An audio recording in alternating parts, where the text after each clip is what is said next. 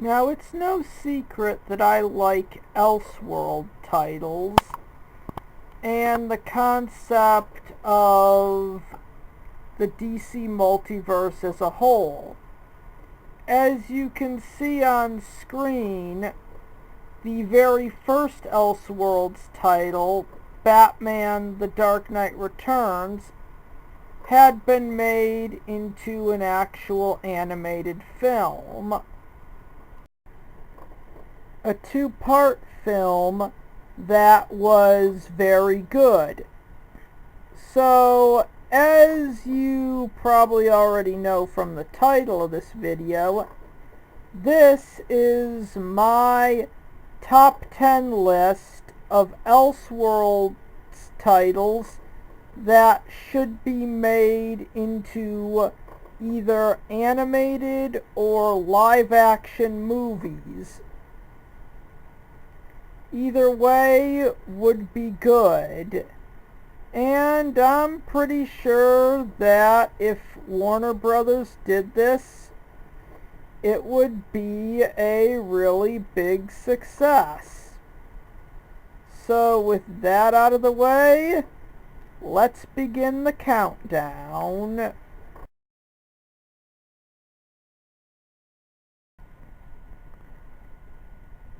Yep, this is what's taking the number 10 slot on the list. This movie, or in this case, hypothetical superhero movie, will follow the traditional 3-act structure. Act 1 would start with a fight between Batman and the Joker. Of course, Batman would win and kick the Joker's ass right back into Arkham.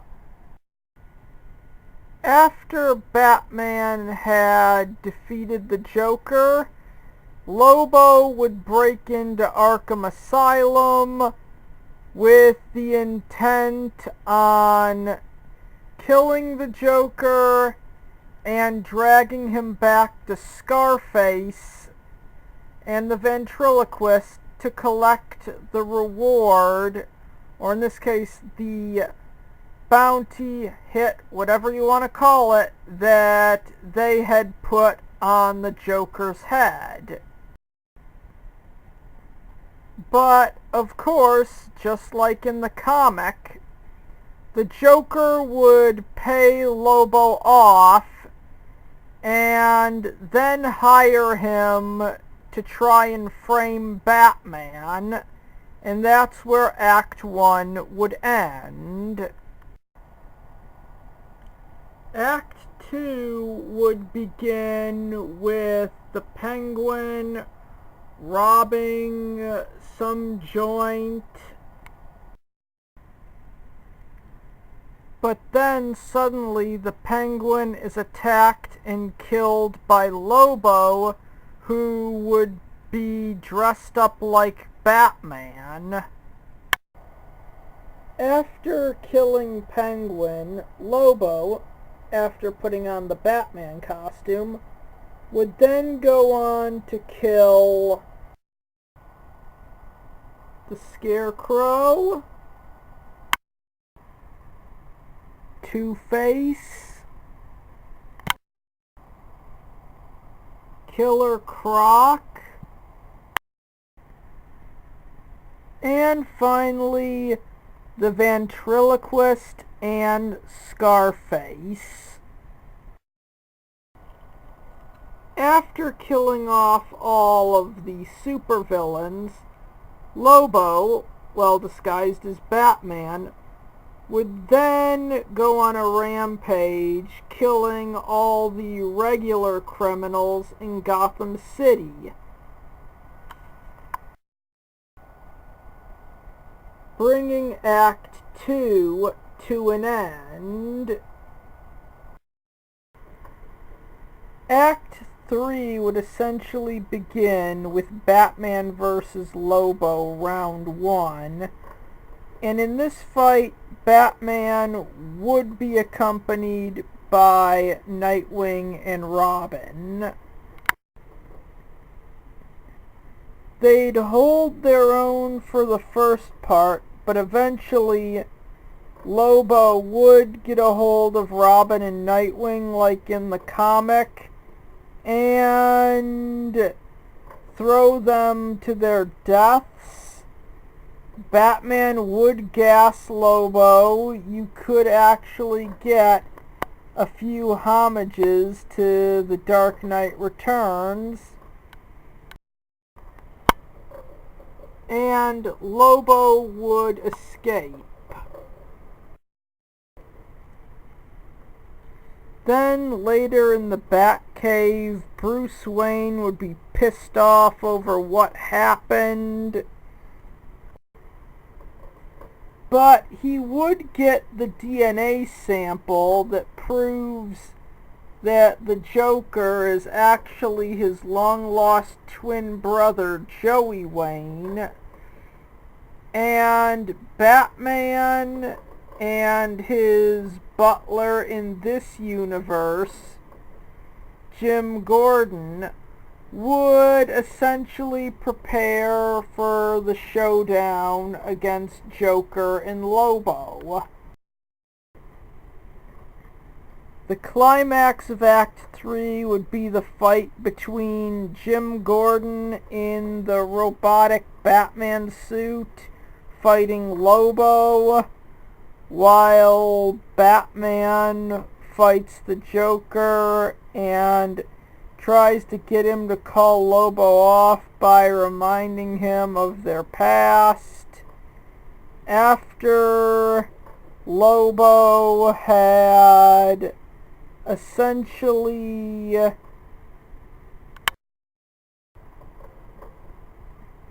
torn apart the robotic Batman suit,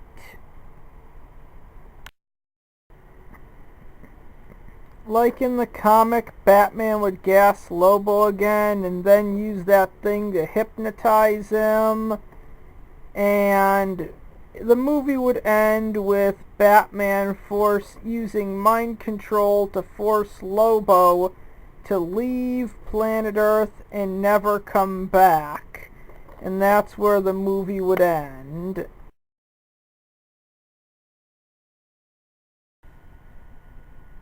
League of Justice. This one would follow a traditional 3-act structure. The elseworlders get teleported into the universe where the League of Justice would eventually be assembled. They get attacked, but then they're saved by Green Arrow Longbow. Cut to the Batmancer, who is fighting the Griever, only for the Griever to tell him that the Sorvin, aka this world's Superman, has kind of put a hit out on his head. Batmancer would defeat the Griever,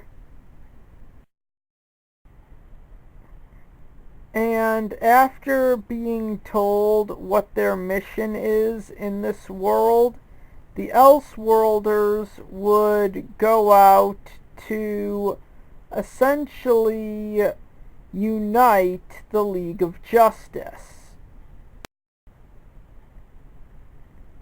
They would find this world's version of the Flash and this world's version of the Atom. And then they would find the Martian, who would tell them of the origin of this world's Superman,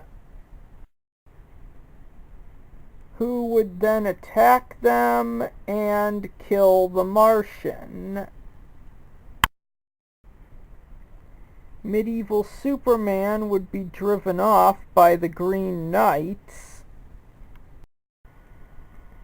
And then, soon after entering the Sorvins' territory, they would see the wanted poster for the Batmancer and come to the conclusion that he's the one they need to find, but not after encountering medieval Lobo and being saved by the Batmancer.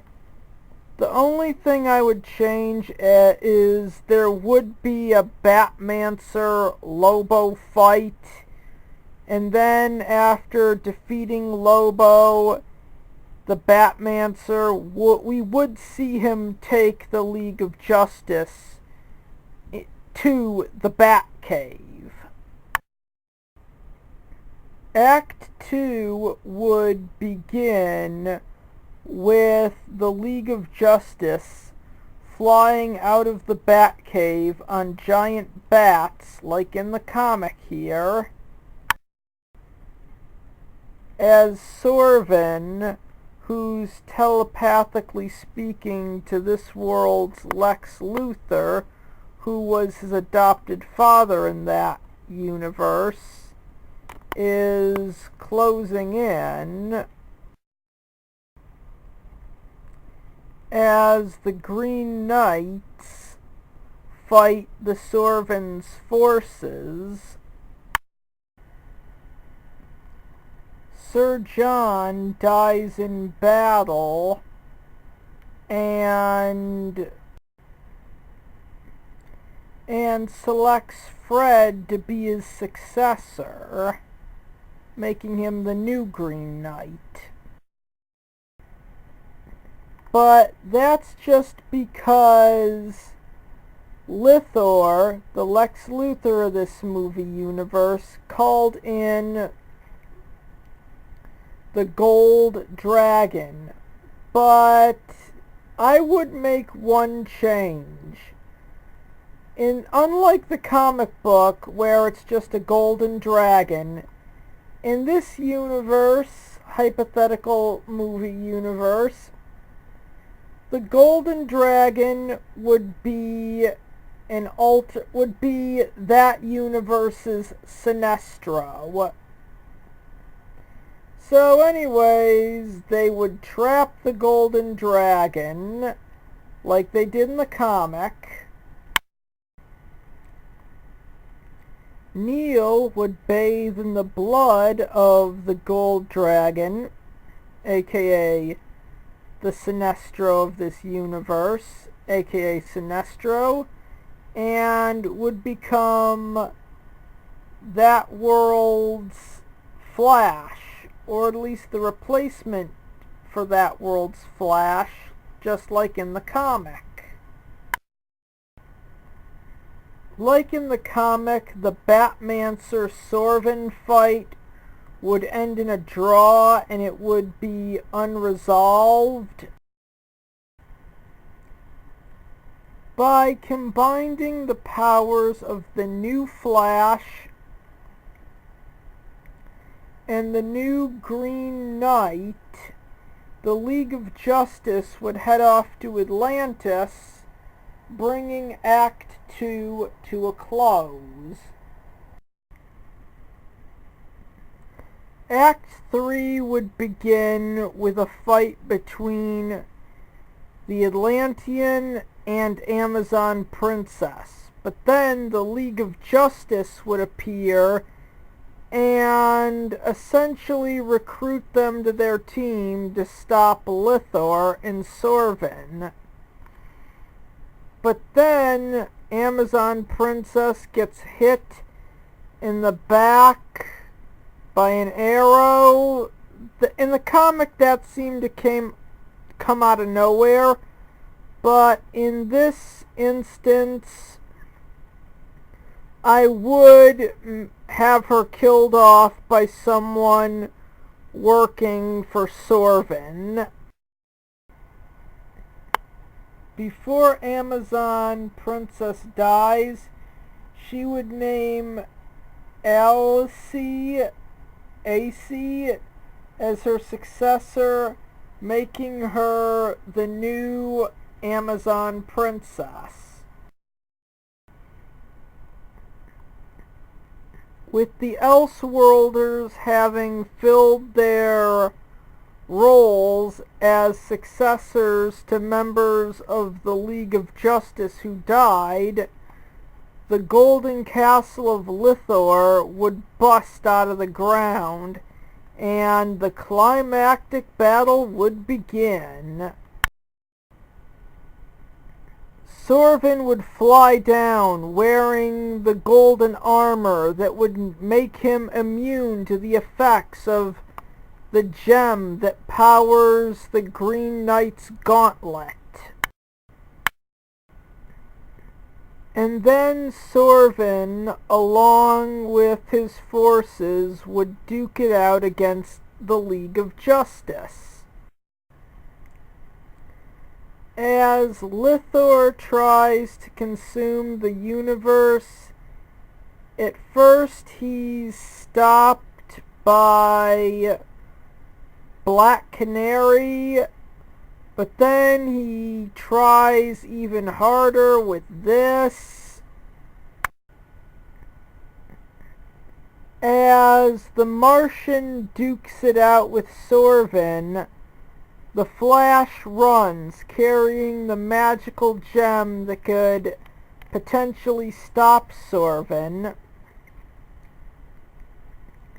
Then he would duke it out with Sorvin in a tag team style with the Martian, who then, because he's holding the gem, would use his powers to phase the gem through the golden suit of armor and inflicting major league damage to the evil Sorvin. Damage which leaves the Martian and the Flash victorious over Sorvin. But as Black Canary clashes with Lithor, Sorvin flies up to try and save him. And the movie would end essentially just by adapting the end of League of Justice issue 2, with Kenny remaining in that world as the new Martian, while the rest of the Elseworlders are sent home and return to their everyday lives.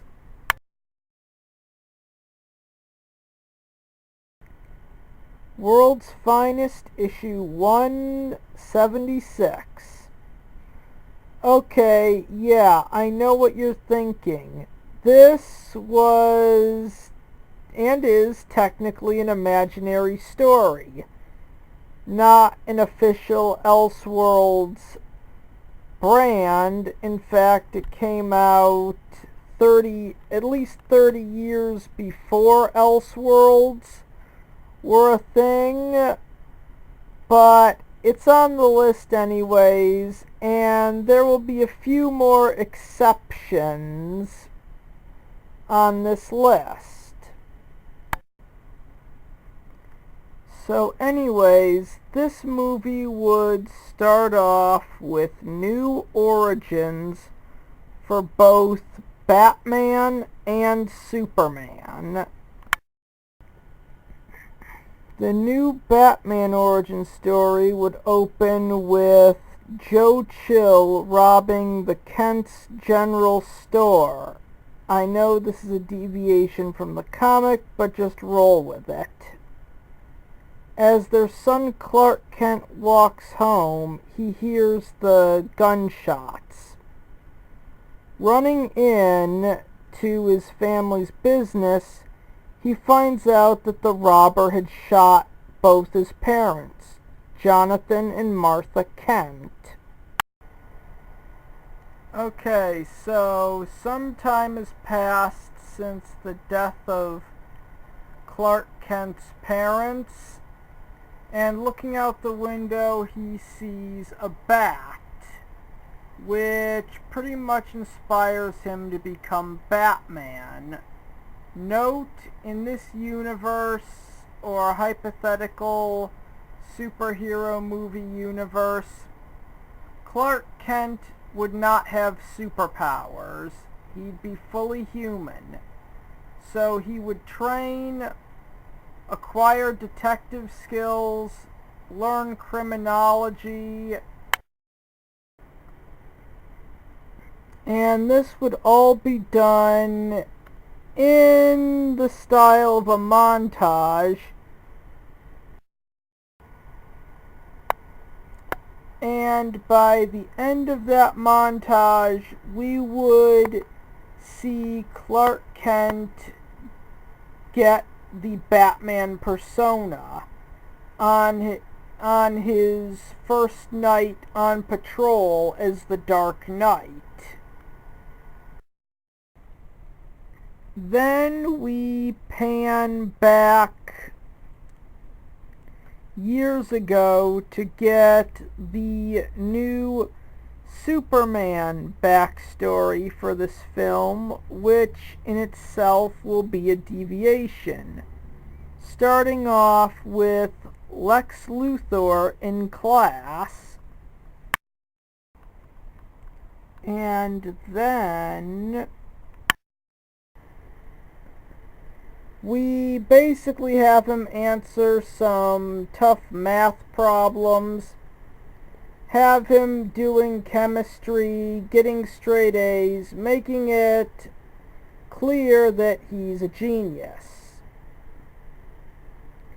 Then we would skip to modern day, where he actually perfects the serum that gives him superpowers, drinks it for the first time, takes it for a test run, it works. Maybe have Lex monologue about how the serum will only grant someone with his specific blood type superpowers. But then we would see him fly above the skies of Metropolis in the Superman outfit for the very first time. End prologue. So anyways, this movie would follow the typical 3-act structure. Act 1 would start with Batman hunting down a couple of crooks called the Darren Brothers, because they have knowledge on Joe Chill, the man who murdered Jonathan and Martha Kent. Batman would capture them, interrogate them, find out where Joe Chill is gonna be, and then essentially Batman would leave them for the police.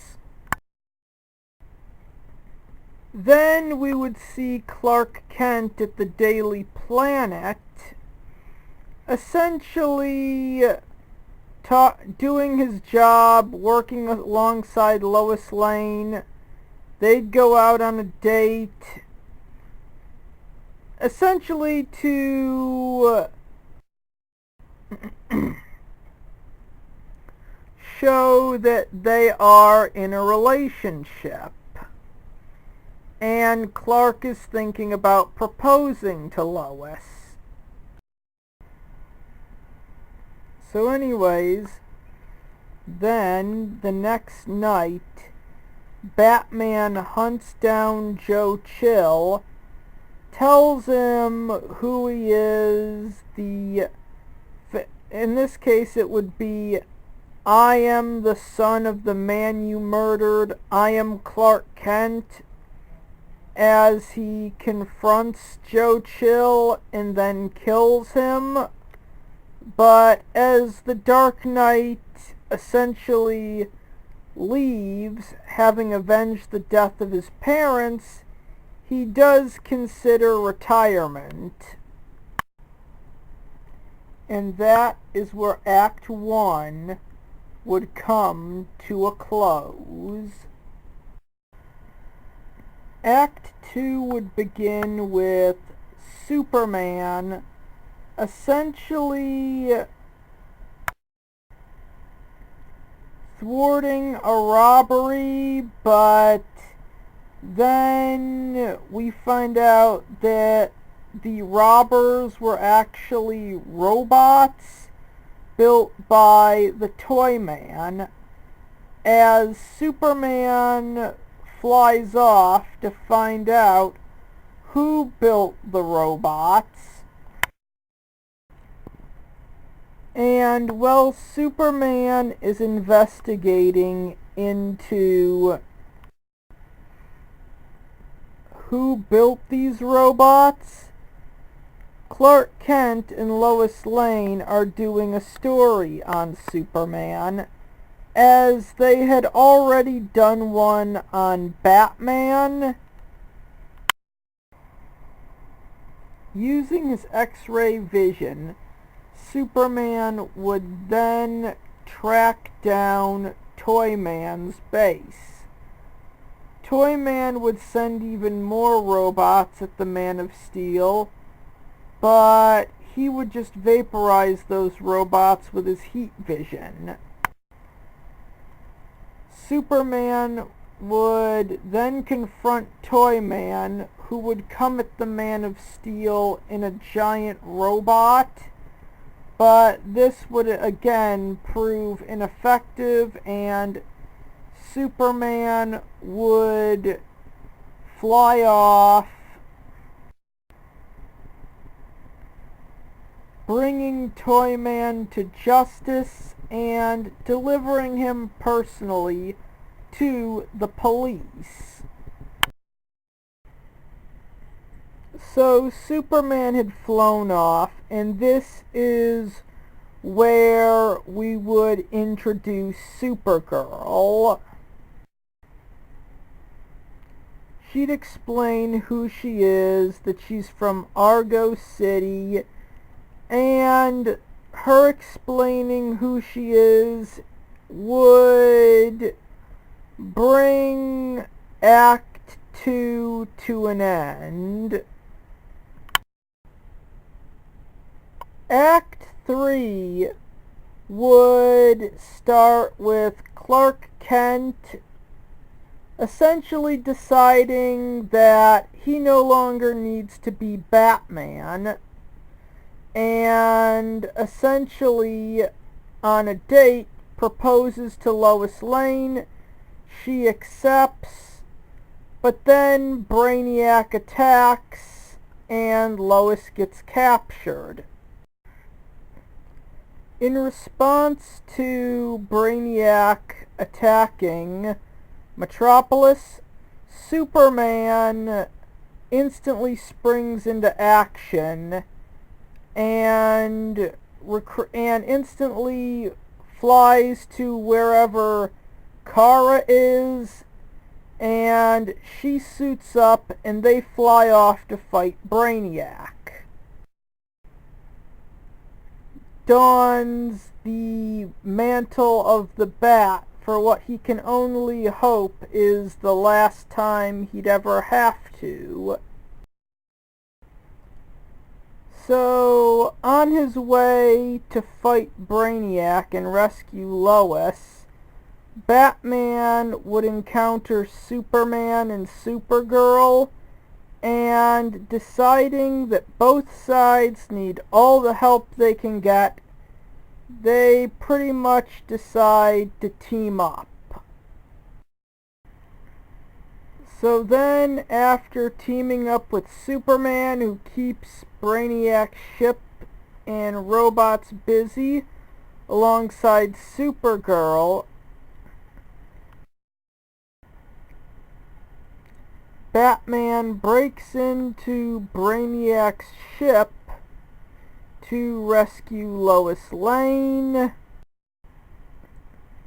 Batman and Superman would then defeat Brainiac by, using their combined set of powers and abilities. Clark Kent would then later reveal his secret identity to Lois Lane, pretty much as they're planning their wedding. But then Clark would say he needs to suit up because he got word from Superman there's this group that's interested in adding them amongst their ranks. And when Batman and Superman arrive where this group said to go to meet them, we actually see this world's Justice League. Bruce Wayne, aka the Green Lantern, Barry Allen, aka the Green Arrow, and Oliver Queen, aka the Flash. And that is where the movie would end.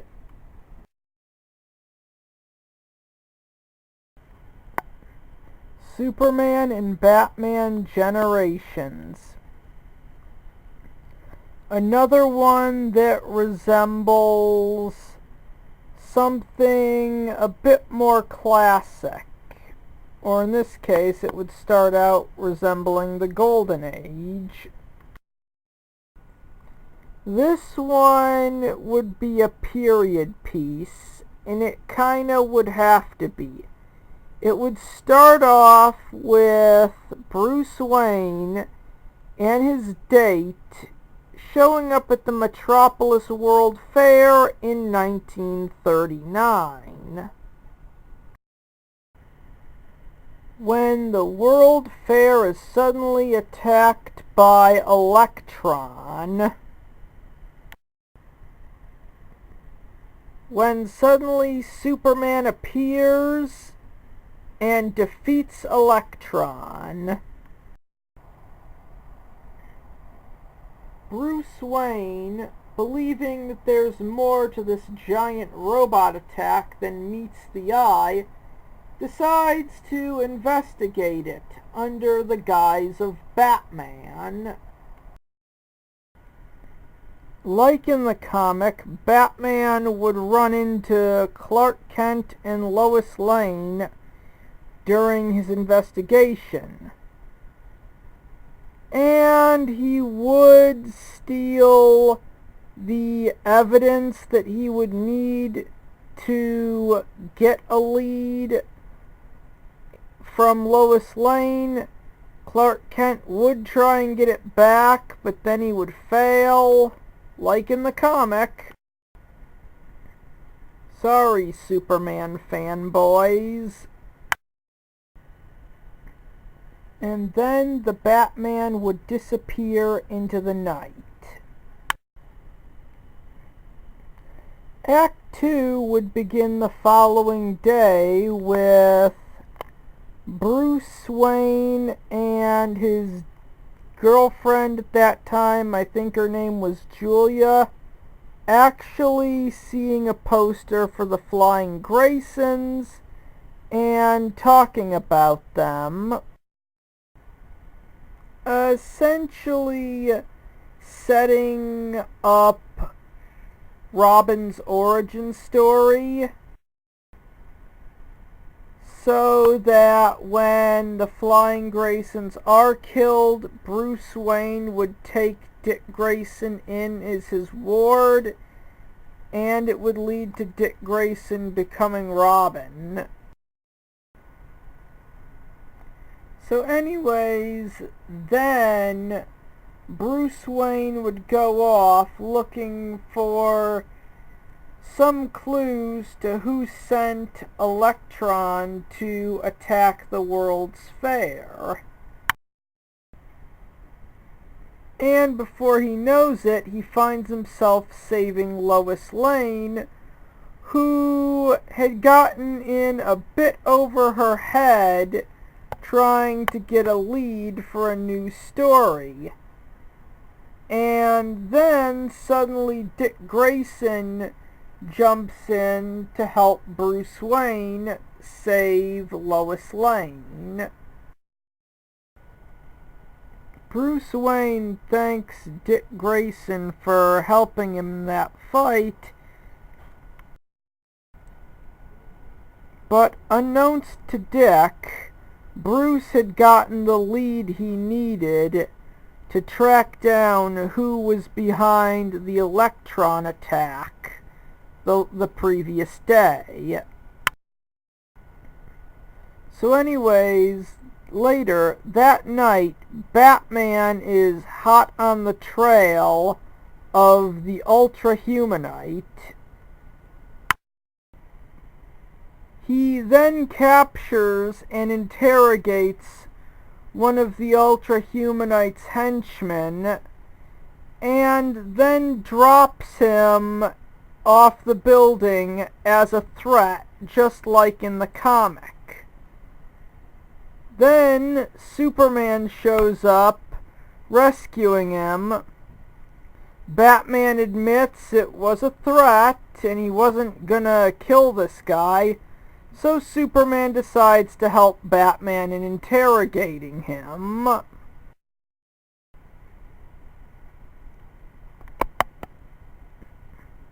The interrogation goes very successful, and they now know where the Ultra-Humanite is hiding out and where to find him. So then Batman and Superman find the Ultra-Humanite's hideout, where he's taken Lois Lane hostage yet again. Batman swoops down from, I don't know, the panel him and Superman were looking in from, and would begin to fight off some of the Ultra-Humanite's henchmen. Then Superman crashes in through the floor and fights off the rest of the Ultra-Humanite's henchmen. The Ultra-Humanite himself would then set off the rocket, like in the comic book, and Superman would fly himself, Batman, and Lois Lane out of the Ultra-Humanite's hideout. Then he would essentially grab that giant globe and throw it at the missile, like in the comic book, causing it to explode, despite the fact that the Ultra-Humanite got away. And then Batman would talk with Superman about what a great team they make. Act 2 would end actually with an epilogue where the Flying Graysons are murdered by Tony Zuko, essentially leading to Bruce Wayne taking Dick Grayson in as his ward, him becoming Robin, and them essentially offing Tony Zuko. Act 3 would begin in 1949, 10 years after Batman and Superman first met and Dick Grayson donned the mantle of Robin. Like in the comic, Batman and Robin track the Joker to Metropolis and fly there in the Batwing, where they encounter Superman and tell him what's going on and that they believe the Joker is working with Lex Luthor.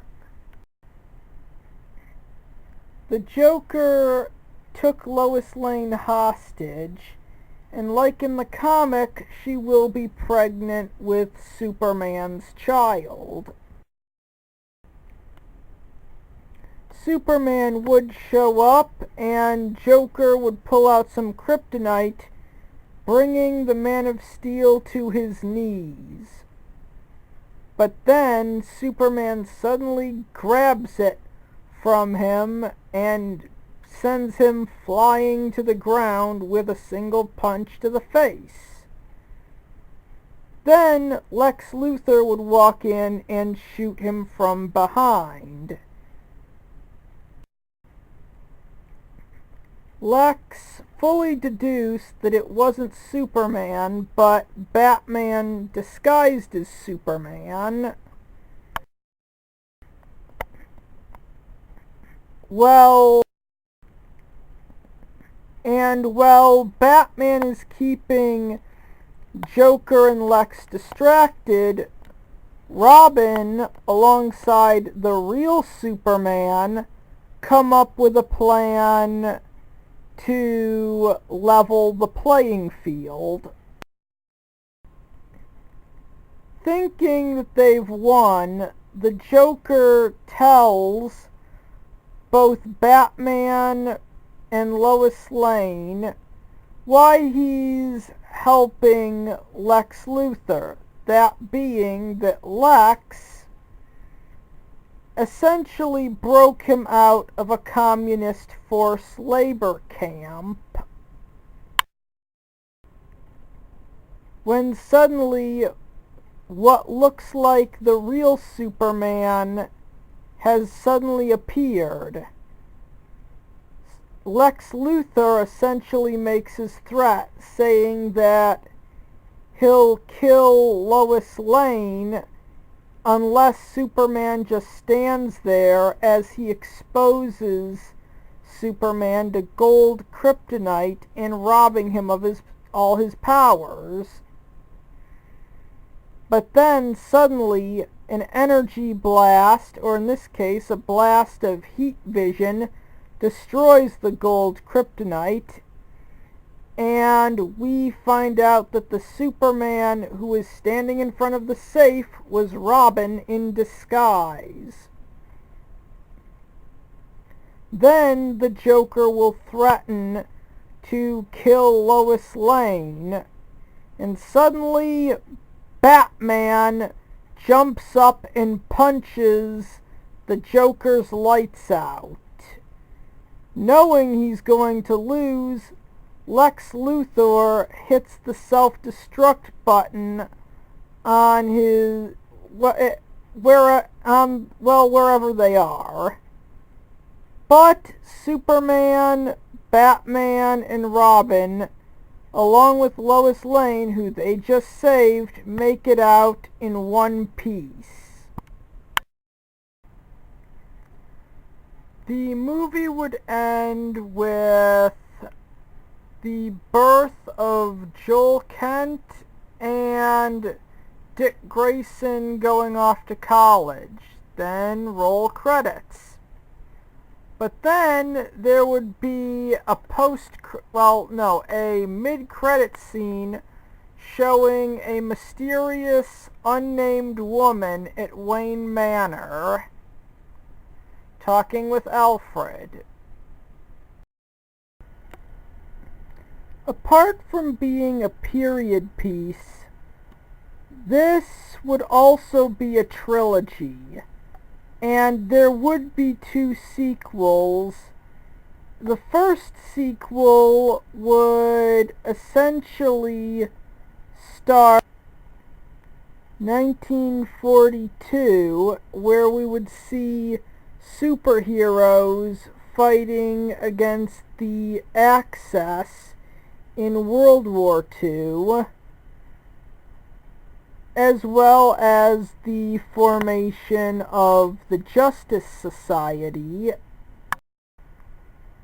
and would be an adaptation of the first part of Superman Batman Generations 2.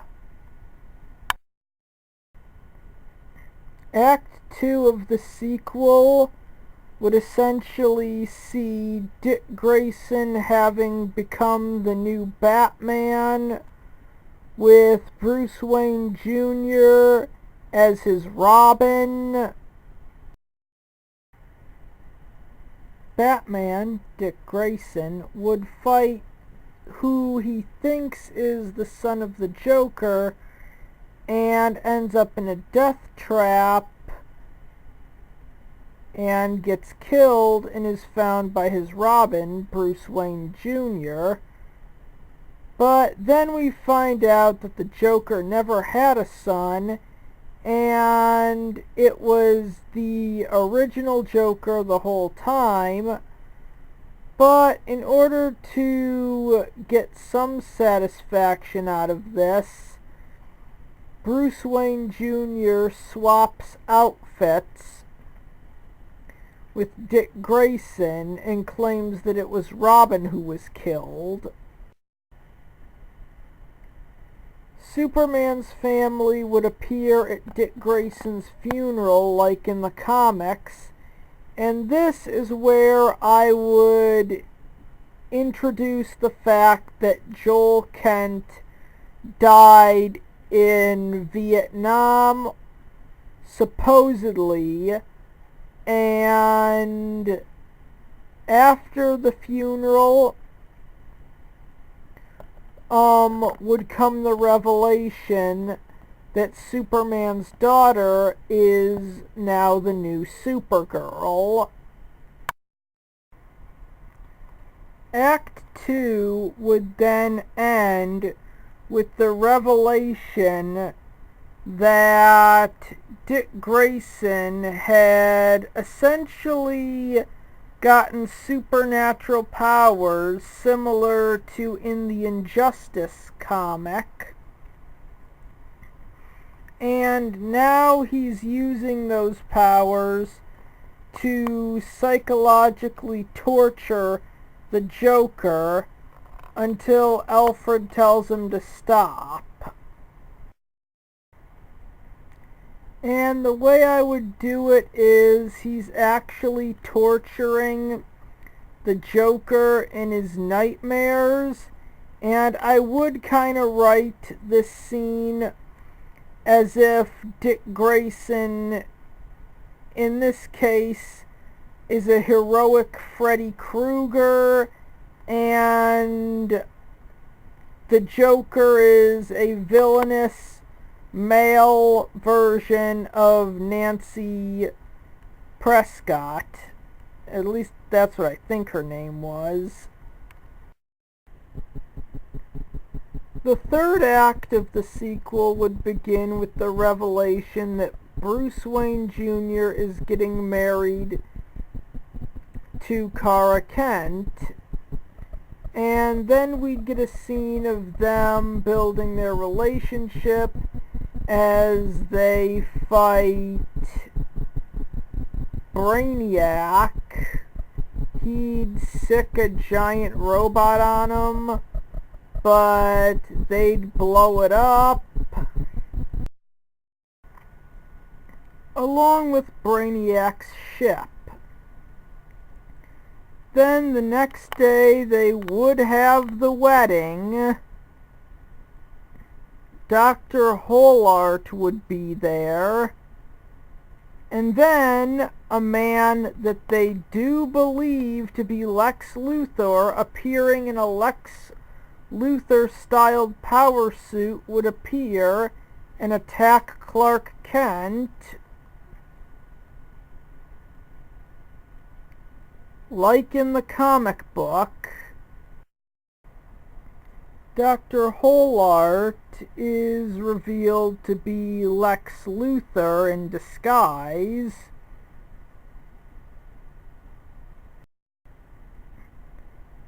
meaning that whoever Supergirl picked a fight with is actually a fake and not really Lex Luthor, and like in the comic, it would be Joel Kent, revealed to still be alive and that he did not die in Vietnam. He'd give his backstory about having a wife and that Lex Luthor was more of a father to him than Superman ever was, and like in the comic, he would end up killing his sister out of rage. After killing his sister, Joel returns to the base with Lex Luthor and suddenly feels really sick. Lex then reveals that he had tricked him and that the serum he gave him to restore his Kryptonian superpowers is actually killing him, even though it restored his powers. Superman then busts in, but then Luthor admits that he wanted Superman to find his hideout and teleports off. Joel Kent has dropped dead, and then his wife, Mi Ling Kent, approaches Superman with their baby. Batman shows up, and then Batman takes the baby and basically says he's gonna raise this child as his own. Act 3 will begin with Bruce Wayne Sr. climbing up a mountain and encountering a temple that is owned by Ra's al Ghul. He gets captured,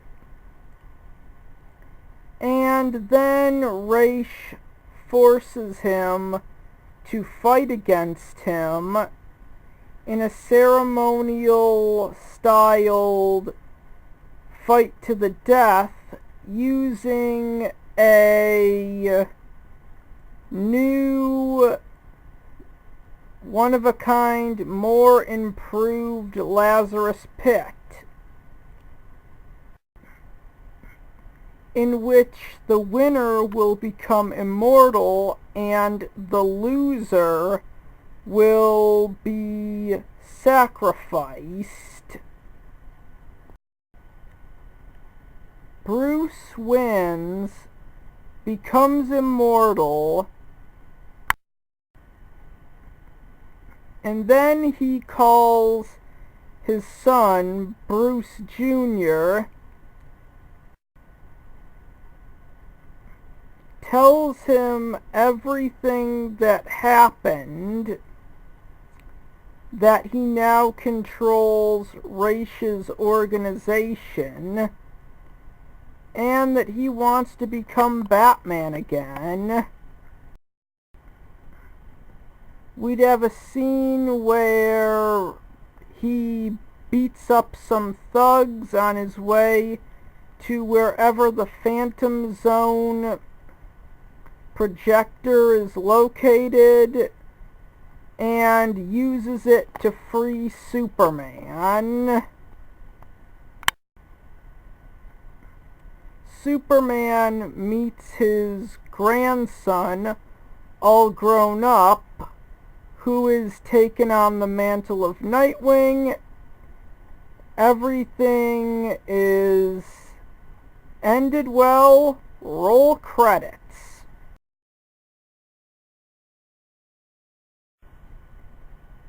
Superman speeding bullets. Did you have any doubt that this would appear on the list? This one would start with Krypton's destruction and essentially Kal-El's ship flying towards Earth, similar to Superman the movie and Man of Steel. The ship crash lands on Wayne property. I forget where it lands in the comic books, but it essentially lands in a place owned by Thomas and Martha Wayne. They open it up and there's a baby inside. They decide to adopt it and raise this child as their own, naming him Bruce. Like in the comic,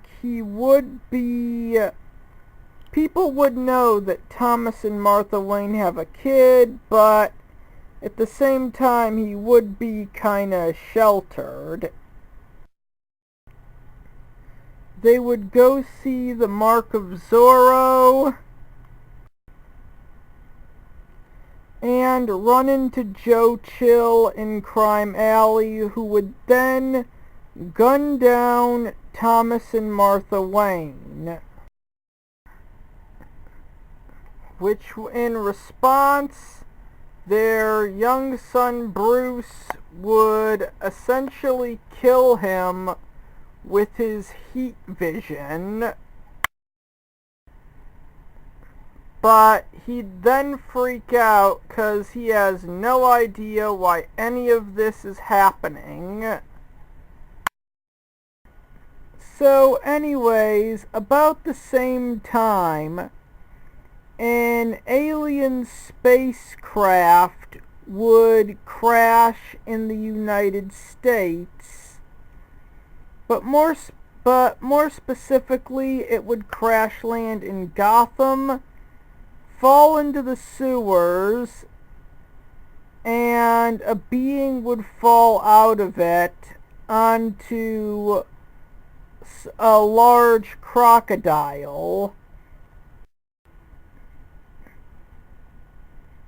And yeah, I'm just gonna say it here. That would be this movie's version of Doomsday. He's gonna be half Doomsday, half Killer Croc.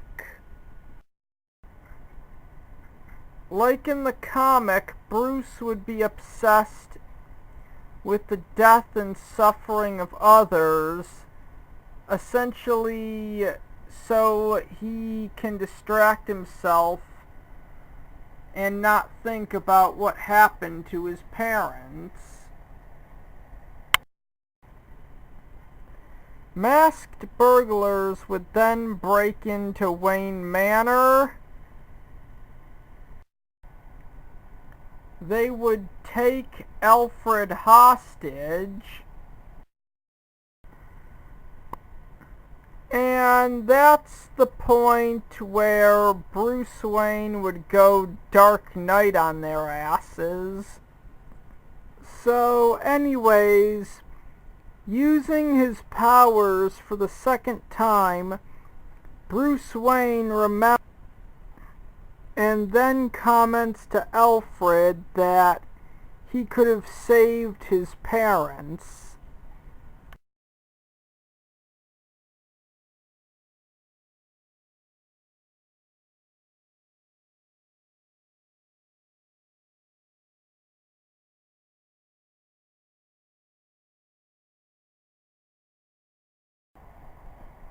After asking Alfred what he is, Alfred would then take Bruce down to the Batcave to show him one of his adopted father's old journals, in which he would find out about his true heritage, him being an alien.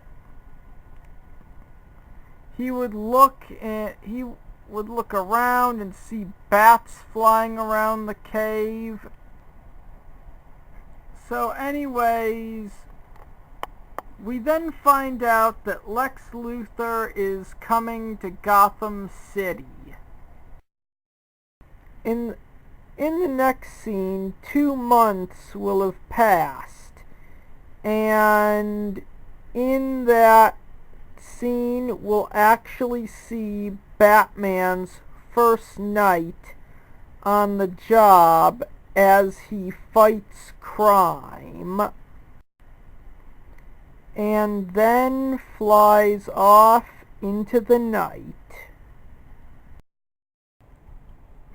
And personally telling Lex that he's not going to let him steal his family's business from him, and fires the current board of directors.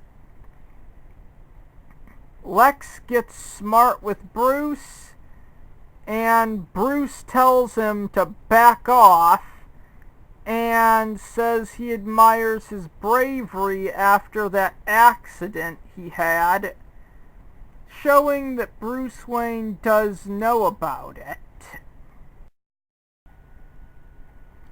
So anyways, then Bruce goes to Metropolis to purchase the Daily Planet, which he does, where he then meets Lois Lane. He flirts with her. The following night, Lois is going home when she's approached by Lex Luthor and gets in his car because he offered her a ride home. Lex is pissed off over the stuff Lois has said about him. Then he tries to get sexual and she slaps him,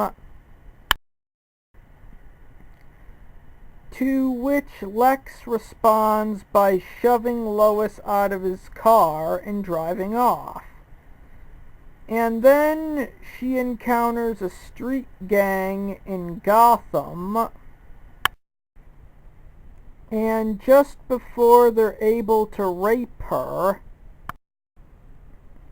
Batman shows up, and he then saves her from that street gang and flies off into the night. And it's going very well. However, Lex Luthor is beginning to see the Batman as a problem. So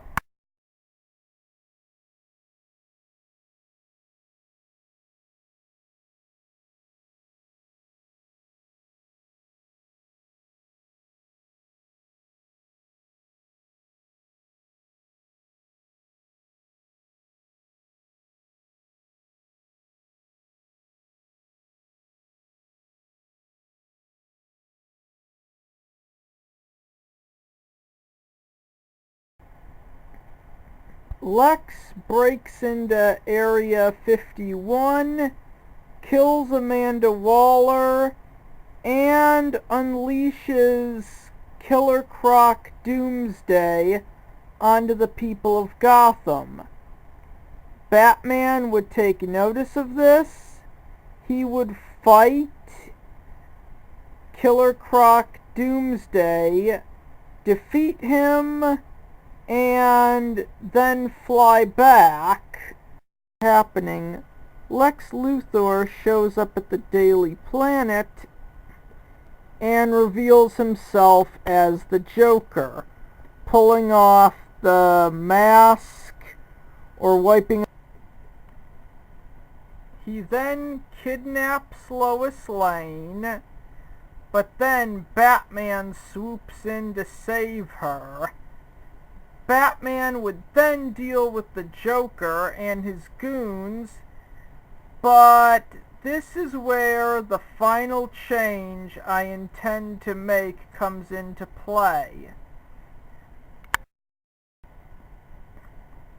Bruce Wayne would not become Superman like he did at the end of Superman's Speeding Bullets. He would remain the Batman. He'd still be dating and or married to Lois Lane, but he would keep the Batman persona. And that's where the movie would end.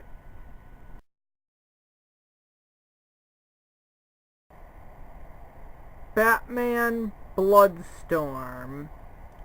And there are actually two different ways I could do this as a movie. First, I could just have it as a movie with Act 1 being an adaptation of Batman Dracula Red Reign, Act 2 being an adaptation of Batman Bloodstorm, and the final act being an adaptation of Batman Crimson Mist, or it could be a movie trilogy with the first installment being an adaptation of Batman and Dracula Red Reign, the sequel being an adaptation of Batman Bloodstorm, and the final installment in the trilogy being an adaptation of Batman Crimson Mist.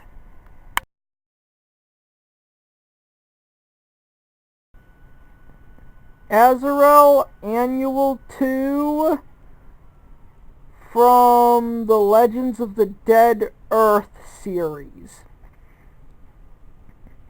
And yes, I am fully aware that this is from the Legends of Dead Earth series, and technically doesn't exactly fall into the elseworlds category, since all of those annuals had somewhat of an apocalyptic theme. But technically my number 8 choice kinda had the same issue, but I digress. So anyways, this hypothetical superhero movie would follow the typical 3-act structure. So then Azrael, accompanied by his companion Brian, would return to the headquarters of the Order of St. Dumas. Maybe they could slay a couple monsters along the way. And once they get there, Azrael would speak to the Oracle, who would tell him to go to Gotham City and slay its king, lying to him, saying that that's his destiny. Brian would tell him that he had heard of an underground river Brother Rollo here would pop up, not really believing this to be factual, because he would say oracles speak in riddles, and Act 1 would end with Azrael and Brian off on their quest. Okay, so Act 2 would begin with Azrael and Brian encountering Two-Face here. And I'm not sure if I would have them fight, but I'm certain that I would definitely have them fight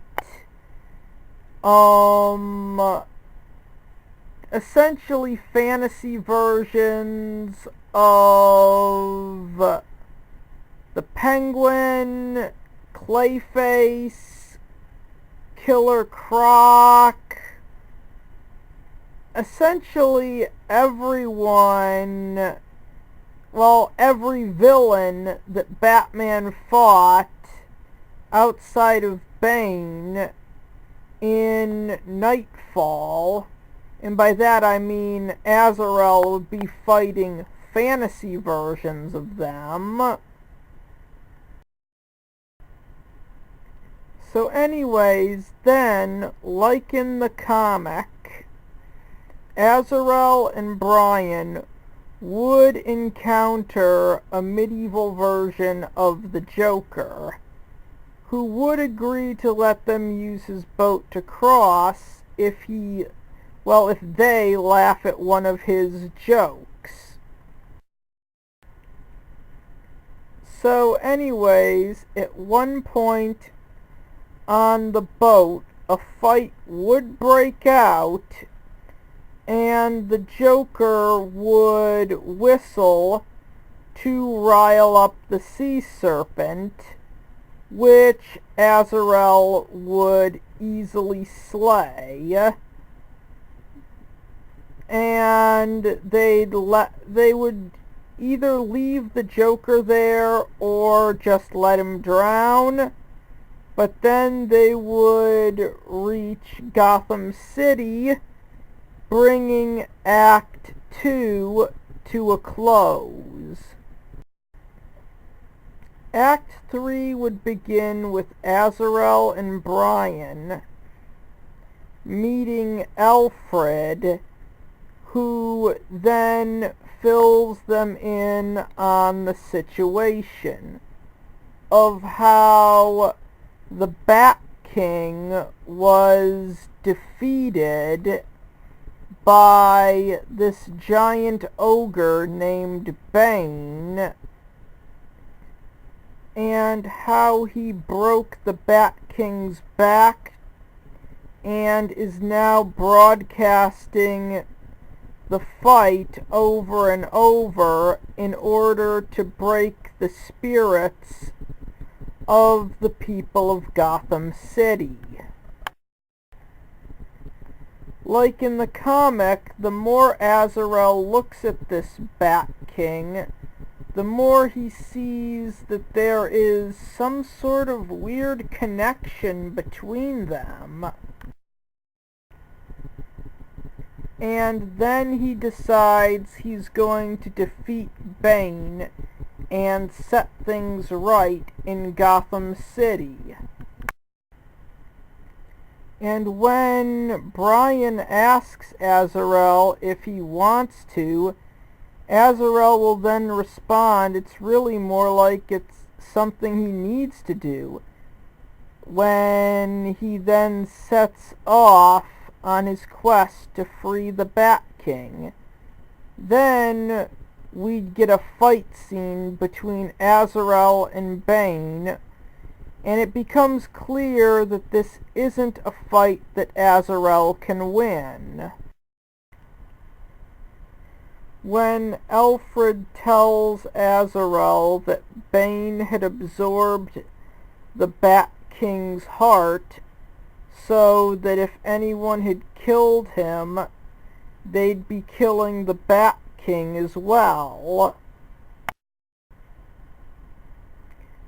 So anyways, then by using stealth, Azrael would dodge Bane's blows, jump behind him, and bust his way through the castle door to see the Bat King face to face.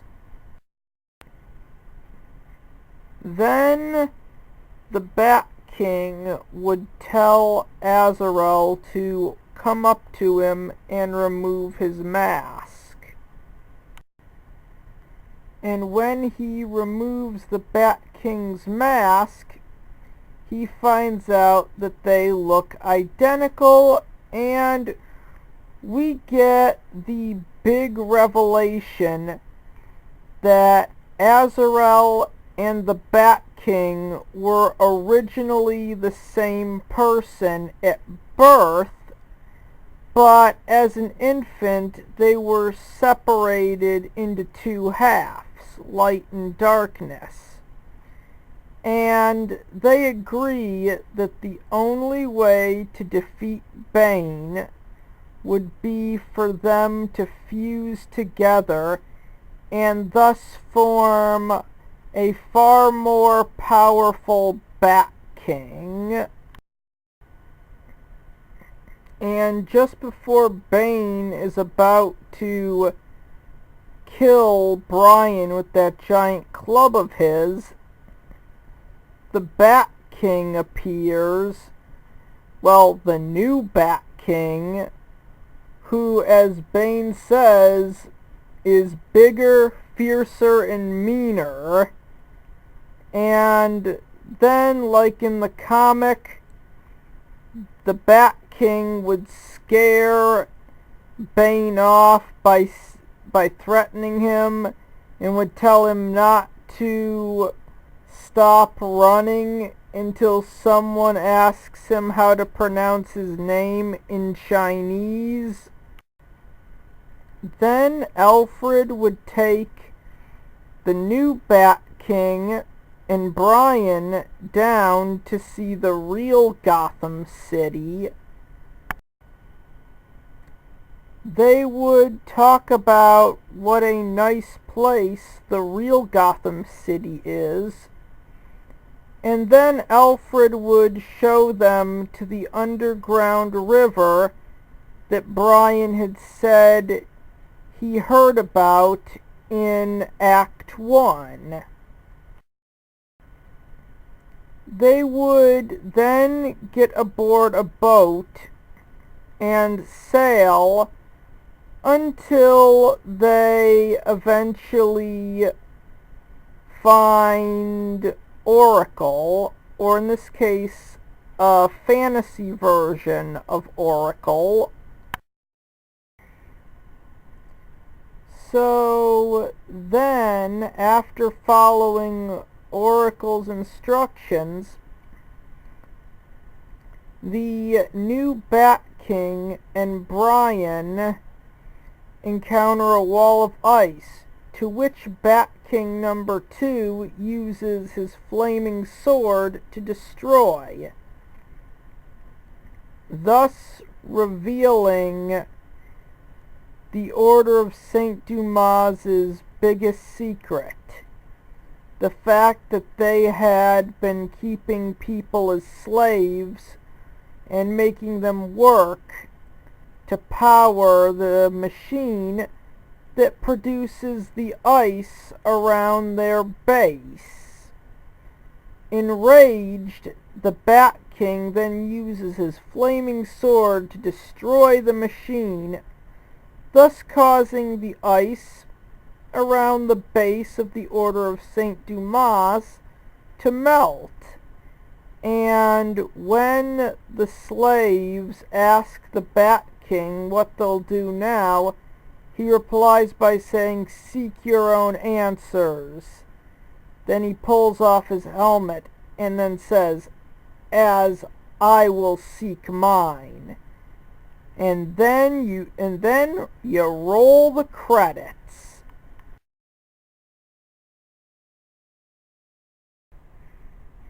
Batman Nosferatu. For any of you who've seen my channel, you shouldn't be surprised that this is on the list and that it's so far up on the list. This movie would follow the traditional three-act structure, opening up in Metropolis right after the Superman's defeat of Lex Luthor. It would then transition to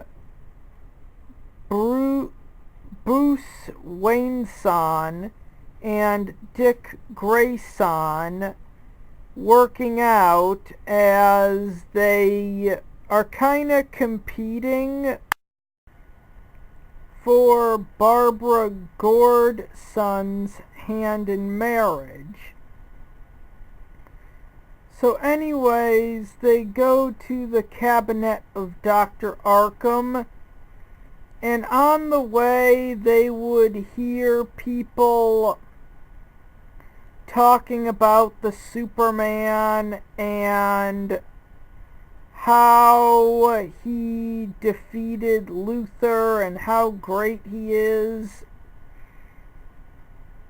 So anyways, then they send out the Laughing Man, who then predicts that Dick Grayson is going to die. Later that night, the Laughing Man appears in Dick Grayson's apartment. They fight and he kills him, just like in the comic. The next day, Dr. Arkham he just pulls a few strings to have Bane framed for the murder of Dick Grayson, and eventually Bruce Wayne-san actually talks to the Superman about doing something about this, and he just says, "I'll look into it."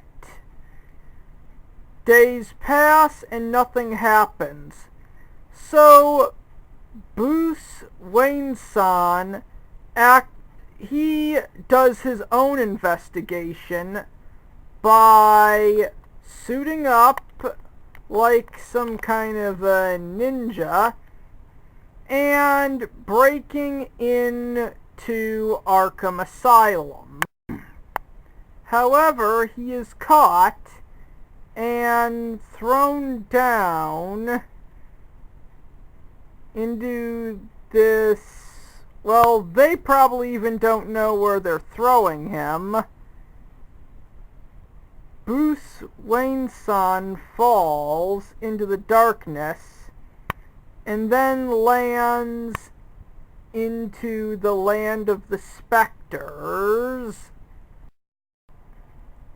which turns him into the Nosferatu, bringing Act 1 to a close. Okay, Act 2 would begin with the night skies of Metropolis. The Laughing Man, who had predicted that Barbara Gordson would die, is about to kill her, when suddenly, out of nowhere, appears the Nosferatu. And essentially we get the big fight between the Nosferatu and the Laughing Man to the death all over Metropolis. until the Nosferatu has the Laughing Man cornered and sends him falling to his death like in the comic. So anyways, after killing the Laughing Man and penetrating the secrets of Metropolis, the Nosferatu goes to essentially kill Dr. Arkham. They face off. The Superman arrives. He confronts the Nosferatu and gives him the typical "the law is the law" speech, even though tons of laws, even in this universe, have proven to be unfair. Then Dr. Arkham, who doesn't want to be locked away in his own...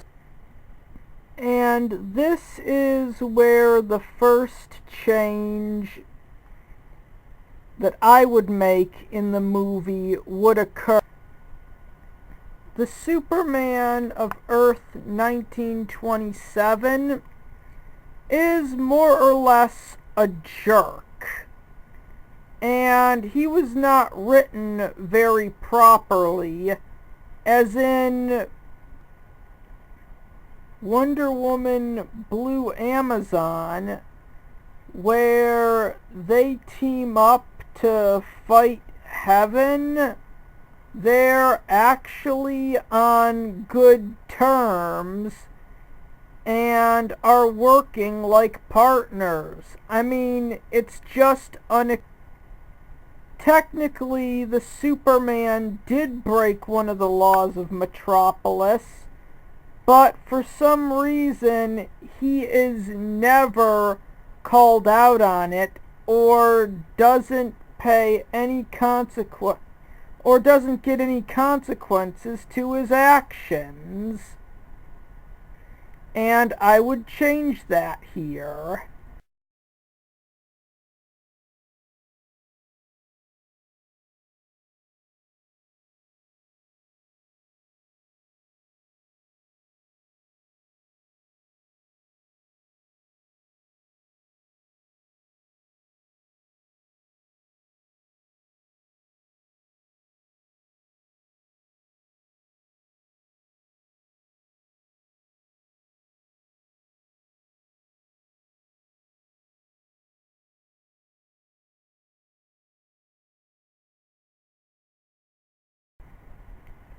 By having it that the kryptonite laser that Dr. Arkham used on Superman actually knocked him out when it hit him square in the face. And when the Superman wakes up, he looks around and sees that the sun is up and both the Nosferatu and Dr. Arkham are gone. Act 3 begins with the dark skies of Metropolis. And in the land of the specters, the Nosferatu is warned that the Superman is coming for him. So the Superman arrives and delivers him that typical speech, "The law is the law, there is no darkness in my city," and the Nosferatu calls him out as a bigot. The Superman, some of the people who are locked up in Arkham, and would kind of bring up the fact, oh, if your way is so great, how come people like this guy was never helped or cured? And then he would throw in the whole well, the fact that the Superman claims to be the master of Metropolis. The title that Luthor once held until, right before he died in his big fight with Superman.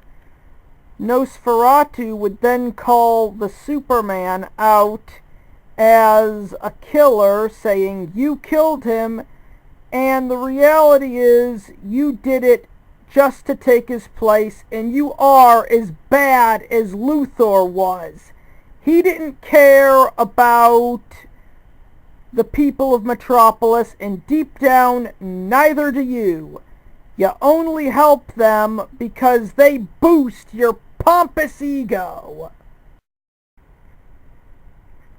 And then he would tell him, "Your light cannot exist without my darkness.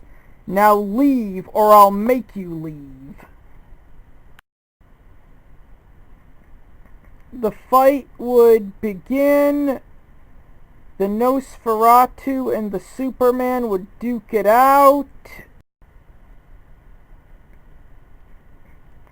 At one point in the fight, the Nosferatu would call the Superman a madman, saying that he controls Arkham, and then the Superman would rebuttal, saying that Metropolis is a city of light and that there's no place for the Nosferatu in his city, kind of essentially acting like a jerk and a bigot. And if you want to throw metaphors into it, a racist as well. So anyways, the fight between the Superman and the Nosferatu brings them down into the land of the specters, in which the Superman finds out that the Nosferatu really does have a right to exist in Metropolis. But then the Nosferatu springs his trump card. That trump card being that the Nosferatu lured Lois into the Valley of the Spectres and had converted her into this universe's version of Catwoman, and sicks her on the Superman like an attack dog. This actually breaks the Superman, allowing the Nosferatu to either knock him out or blast him unconscious with the kryptonite ray gun he stole from Dr. Arkham.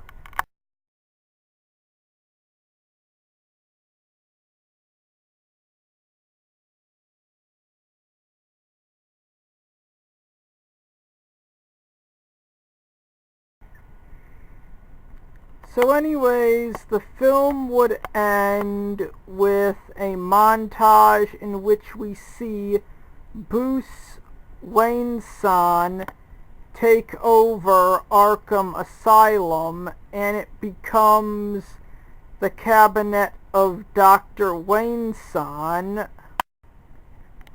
We would actually see both Dr. Arkham and Clark Kent's son having been committed to Arkham Asylum, now as raving lunatics, and we would see Catwoman transformed back into Lois Lane and get on with her life.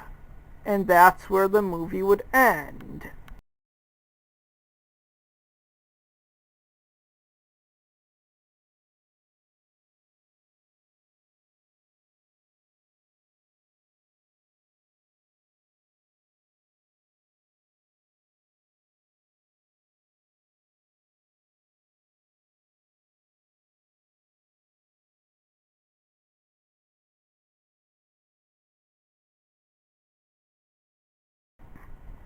However, there would be a post-credit scene where the Amazons of Heaven from Wonder Woman Blue Amazon attack, and Nosferatu, or in this case Bruce Wayne-san, actually offers Clark Kent-san a deal. The Batman of Arkham. This hypothetical superhero movie would follow the traditional 3-act structure. Act 1 starts with Two-Face about to rob the Second National Bank of Gotham. However, his plans are then thwarted by the Batman. We then cut to Bruce Wayne, who is a psychologist at Arkham Asylum, during a therapy session with Killer Croc. After his session with Killer Croc, we would then see Bruce Wayne have a session with Poison Ivy, the Ventriloquist, and Two-Face.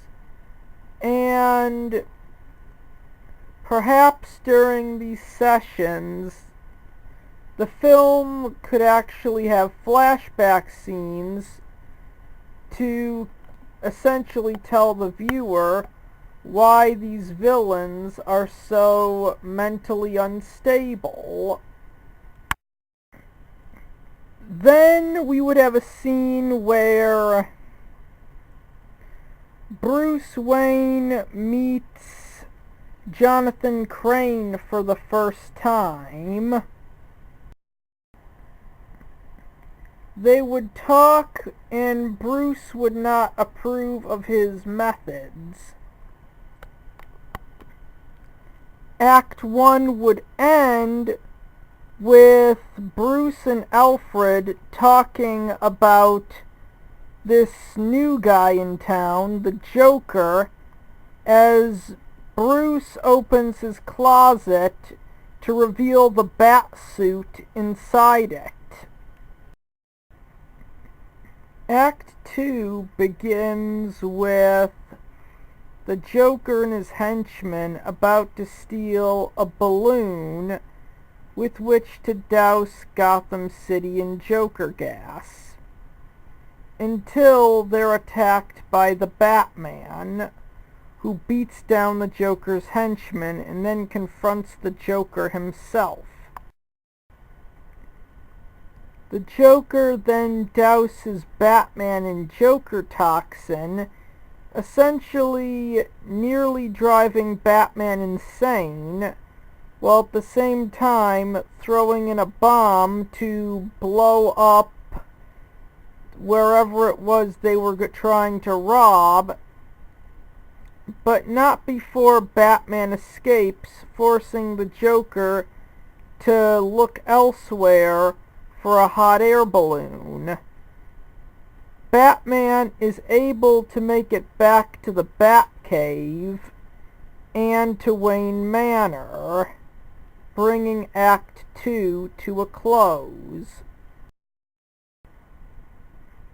Act 3 begins with Bruce Wayne committed to Arkham Asylum. Under the effects of the Joker gas, Bruce remembers the night his parents died during a trip to the carnival, how there was some deranged sailor there who ended up stabbing Bruce Wayne's parents to death. essentially putting him on the quest to become Batman. Then we see that Dr. Jonathan Crane has taken over as the head psychiatrist at Arkham Asylum and is essentially trying to use fear to control the inmates. Killer Croc tries to stand up to him, but his men attack him and lock him up. But eventually he escapes and breaks into Bruce Wayne's cell. Backed into a corner and knowing what's coming, he tells Killer Croc he needs his help to escape and that he is the mysterious Batman. Alfred shows up at Arkham Asylum to pay Bruce Wayne a visit, and when Jonathan Crane eventually lets him visit Bruce, they find out that he's gone. Later that night, the Joker is preparing to drive Gotham insane using his Joker gas and a hot air balloon, when suddenly the Batman shows up, having overcome the effects of the Joker gas. Joker tries giving him a stronger dose, but Batman came prepared this time, wielding a gas mask, and attacks the Clown Prince of Crime. The Joker tries to escape, but then Batman jumps in the hot air balloon and beats the crap out of him. But in the one moment Batman paused, the Joker is able to knock him out of the balloon. The Joker seems to have escaped, but then Batman remembers a promise he made to Killer Croc. We then see a flashback scene of when Bruce Wayne told Killer Croc what the Joker had planned, and Killer Croc promises to help free Bruce if he stops the Joker, because Killer Croc doesn't want to see the Joker's plans come to fruition.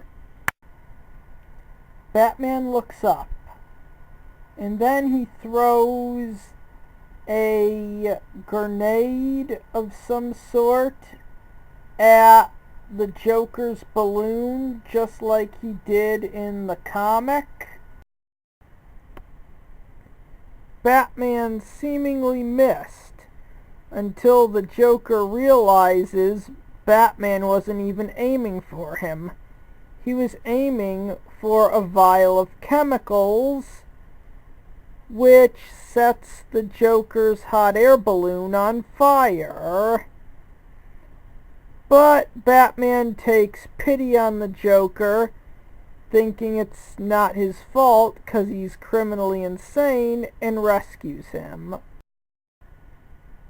Sometime later, Commissioner Gordon finds the Joker captured and gift-wrapped for him, wondering whether or not it was the Batman who defeated him. But then he looks up and sees the Batman making his escape and realizes that it was, and that Batman is on his side. There would be a post-credit scene with Jonathan Crane actually having completed the fear toxin on two random people that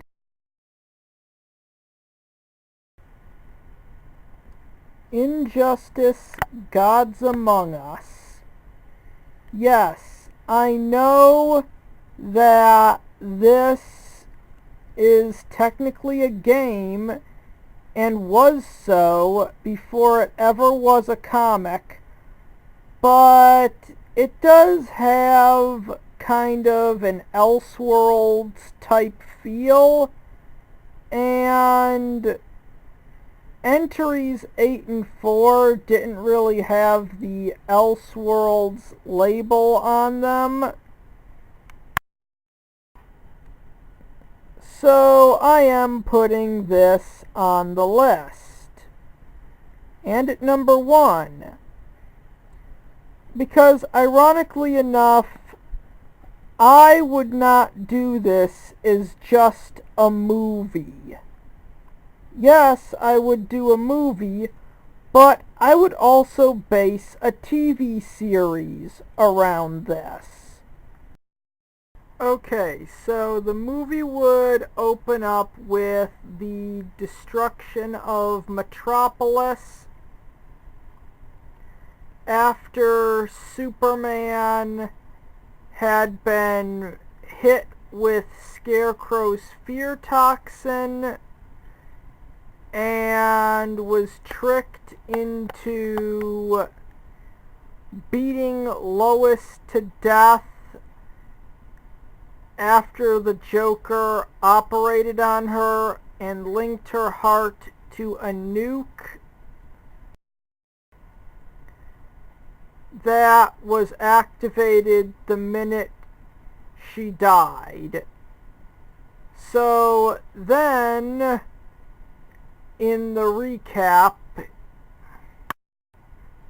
we'd have Batman interrogating the Joker. So anyways, we then see Superman bust in and kill the Joker. Okay, so Act 1 would essentially be the Justice League from the other world alongside that world's Joker having been brought to the Injustice universe, having been separated from Batman, and, well, coming to the conclusion that they are in a parallel universe, and Act 1 would end with Batman being captured. Act 2 would consist of Batman and his regime essentially going to the Batcave and picking up the kryptonite-fueled weapon that Batman built to neutralize Superman if he ever became a threat. Lex stealing it when the Justice League goes to break the other Batman out of Stryker's Island, which leads to Lex fighting the Joker and 3 members of the regime,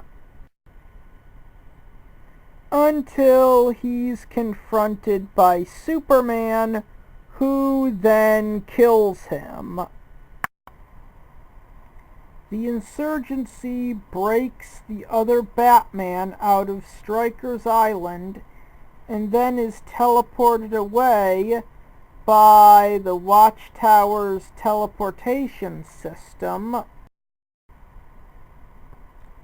And Act 2 will end with Superman declaring to the Justice League, or in this case the regime, that they're going to destroy both Gotham City and Metropolis in order to both draw out this new Justice League and to make examples of them.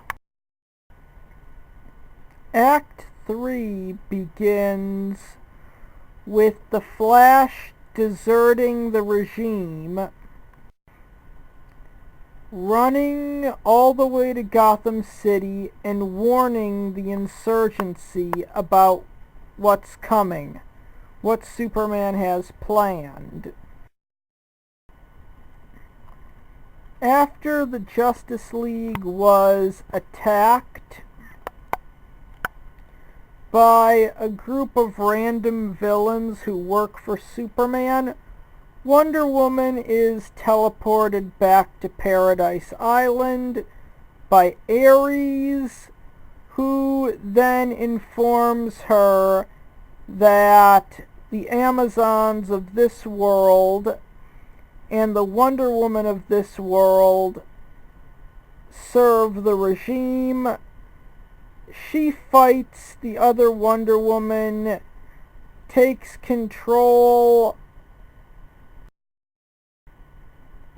of that Amazon army, and then heads back to Metropolis with them.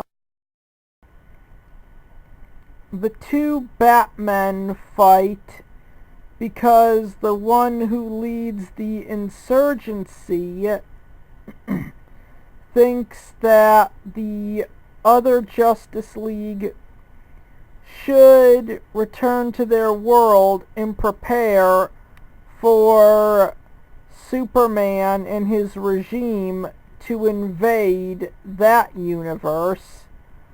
But then they decide to work together and bring the Superman from their world into this fight. As the film's climax, we would get the Superman versus Superman fight.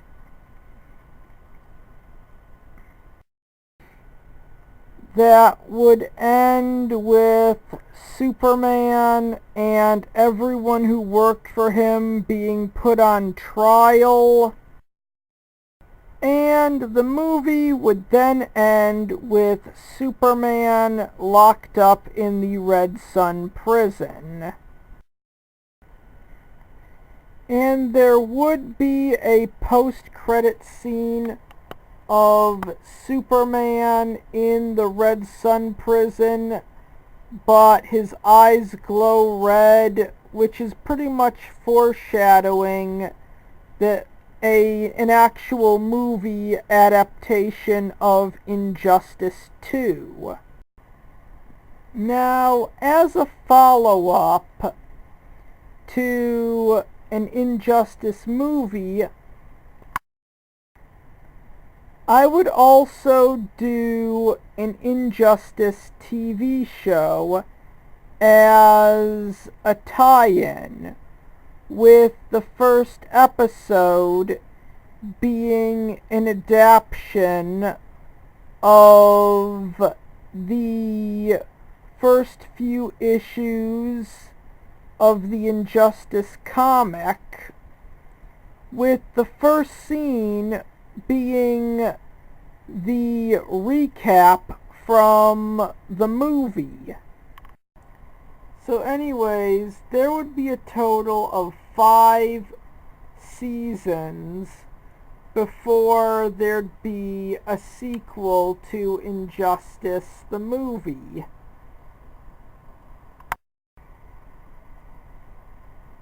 All 5 seasons of this show would be an adaptation of an Injustice comic. Years 1 through 5 of everything that happened before the events of the film are meant to occur. With season 1 being an almost complete adaptation of Injustice Year 1 up until the season finale. With the super pill completed, Superman flies into the Batcave armed with the Phantom Zone projector and blasts the Dark Knight, sealing him away in the Phantom Zone. You see, one problem that I actually had with Injustice and a lot of superhero movies is that Batman was really written out of character. I mean, if he had a chance to take Superman down because Superman was taking over the world, he would have taken it. But yeah, trying to stop Superman without killing him, that just seems so out of character for Batman.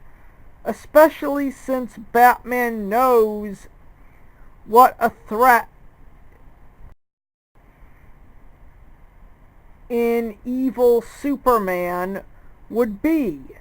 So having Batman locked up in the Phantom Zone for at least 4 seasons would actually make more sense. If it's not Batman who's fighting Superman to try and save the world, then the story would kind of make sense as to why Superman is so easily beating down everyone who crosses him. Okay, so Season 2 would begin with an adaptation of the first annual, where Lobo comes to Earth and Superman fights him, then throws him into the sun, but it doesn't kill him, and he either escapes or Superman lets him go, and then goes after Harley Quinn, Green Arrow, and Black Canary. However, they manage to defeat Lobo too, and they try to lock him up. But at the end of the episode, he would escape. So anyways, the next episode would begin off in space and would essentially set up the events for this season, with Batman gone and Superman on his path to starting the regime. Sinestro knows that he can find a very strong ally in Superman. So we'd actually see him confront Kyle Rayner and kill him like he did in the comic book. So anyways, everything in Season 2 after this point will go as follows. Sinestro will appear on Earth. A fight would then break out between him and Superman. Superman would then defeat Sinestro and lock him up as opposed to killing him. But right before he locks Sinestro up, Sinestro would then warn Superman that the Guardians are coming for him. Ganthet then shows up at the Hall of Justice and threatens Superman. And then he would leave.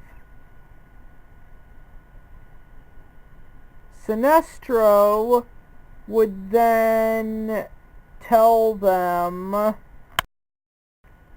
about his time as a Green Lantern, and how after the death of his wife, he kind of went down the path that Superman did. And the Guardians sent the Green Lantern Corps to stop him, which they did. And to show Superman that he isn't a threat, he surrenders his yellow power ring. Green Lantern tries to convince the Guardians that Superman is in the right when they tell him to stand down, because they're sending the Green Lantern Corps to bring him in. So this causes Hal Jordan to get into a fight with his Green Lantern brethren when he tries to escape. He's on his way out, but then they actually manage to capture him. A fight between the Justice League and the regime breaks out. The one Squirrel Green Lantern is actually able to nearly fry Superman's brain with his power ring, but with Lex Luthor seeing that, he not only releases Sinestro, but gives him his power ring back. Superman's brain is almost toasted when suddenly it's the squirrel's brain that's impaled, as Sinestro appears, having aligned himself with Superman.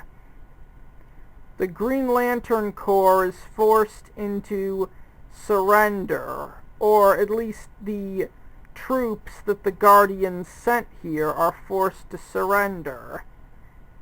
And Superman decides that it's best that he lock them up as opposed to killing them. The Justice League fully becomes the regime, with military police and everything, as Batwoman informs Commissioner Gordon, Harvey Bullock, and Renee Montoya of the super pill that Batman had developed that would give them superhuman capabilities.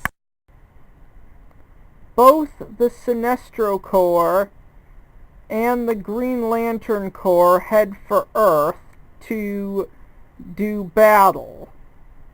Superman, who's aligned himself with Sinestro, is now fighting alongside the Sinestro Corps.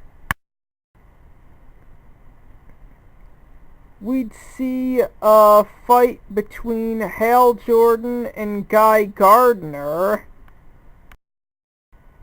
that would be interrupted when Ganthet informs Hal that he's broken his oath and strips him of his Green Lantern powers. Him and Carol fall, but then Sinestro offers him a yellow power ring, saying that the only way that the two of them could be saved would be for him to embrace his fear, which he does, turning him into the Yellow Lantern from Injustice. Yellow Lantern would then save Carol Ferris. Ganthet and Black Canary then tag team Superman, and Black Canary shoots Superman with a kryptonite bullet. Just as Superman's about to die, he would receive a Yellow Lantern power ring that would make him an honorary member of the Sinestro Corps, which he uses to pry the kryptonite bullet from his body, and he knocks out Black Canary.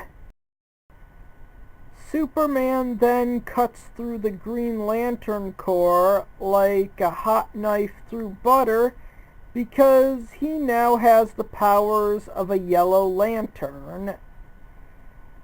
Sinestro then kills John Stewart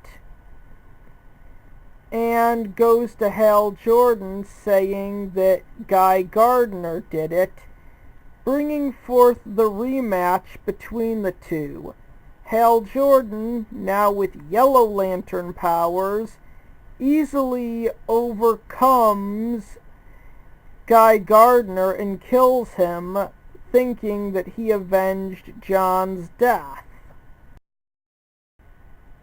Superman grabs Ganthet by the throat, flies him directly at Mogo, and slams the Guardian directly into the living planet, killing both Ganthet and Mogo in one shot. Black Canary lies on the ground after her fight with Superman. Dr. Fate finds her and decides to save her. She then wakes up in a cabin with Dr. Fate, Green Arrow, and their son. As Dr. Fate explains that he saved her, he would then say he has to go back and save his world, which he does, bringing Season 2 to a close. Okay, so Season 3 is essentially going to begin with the aftermath of Season 2, with Constantine looking upon the wreckage of the war between Superman / the Sinestro Corps and the Green Lanterns. Wanting to get his daughter Rose out of harm's way, Constantine meets up with Dr. Fate and Zatanna, and they form Justice League Dark, which will essentially stand in for Batman until he gets out of the Phantom Zone. Okay, with those changes aside, everything else in Season 3 will be adapted from Injustice Year 3, with the events of Season 3 going as follows. After the formation of Justice League Dark, John Constantine goes down to hell to basically lie to Trigun's face and tell him that Superman was holding Raven hostage, with the episode ending with the revelation that it was actually Constantine who captured Raven and is hiding her location. Justice League Dark is then attacked by the Spectre, but Zatanna casts a spell to get them out of there. The Spectre then goes to Superman and warns him about Justice League Dark. Madame Xanadu then gives her prediction of things to come, with the fall of Deadman, the rise of a new Deadman, Wonder Woman coming out of her coma and Superman going into one. The spell that's binding Raven is temporarily weakened, allowing her to call out to Superman and tell her that she's in Gotham City. Superman flies to Gotham, to the location Raven gave him. He tries to rip down the walls, but sees that it's reinforced with magic. So he then uses his yellow lantern ring to pry it open. Superman is then surprise attacked by Ragman and Constantine. Superman gets backup in the form of Shazam, who beats down Ragman, the Spectre, Yellow Lantern, and Sinestro. Deadman arrives and possesses Shazam, but is then exorcised by the Spectre, who instantly strikes him down. In his last dying moments, Deadman returns to his goddess Ramakishna and asks that she transfer his powers over to Dick Grayson, which she does, allowing Dick Grayson to become the new Deadman. Constantine tries to convince Swamp Thing to join the fight, but he declines, while the Spectre is talking to the Phantom Stranger, who then attacks and kills the Phantom Stranger. After receiving the same magic powder that put Wonder Woman in her coma, Jason Blood, as his alter ego, Edragon the Demon, would then attack both Superman and Sinestro. And it would essentially play out like it did in the comic, but with the change being it's Edragon the Demon, Jason Blood. It's not going to be revealed to be Batman at the end of the fight. So anyways, it would go just like in the comic. Edragon would use his Hellfire to keep the lanterns from using their rings, forcing Superman to use his super breath to cool down their hands, and then just knock him out with the magic dust. Use that to put him in a coma. A supernatural coma, but a coma nonetheless. The Phantom Stranger brings the Spectre to one of Saturn's moons so they can talk. Knowing that Superman's being attacked, the Spectre flies down to try and help him, and the Phantom Stranger tries to stop him. And the battle between the two begins, which ends with the Spectre pulling out his sword and impaling the Phantom Stranger, thus leading to his death.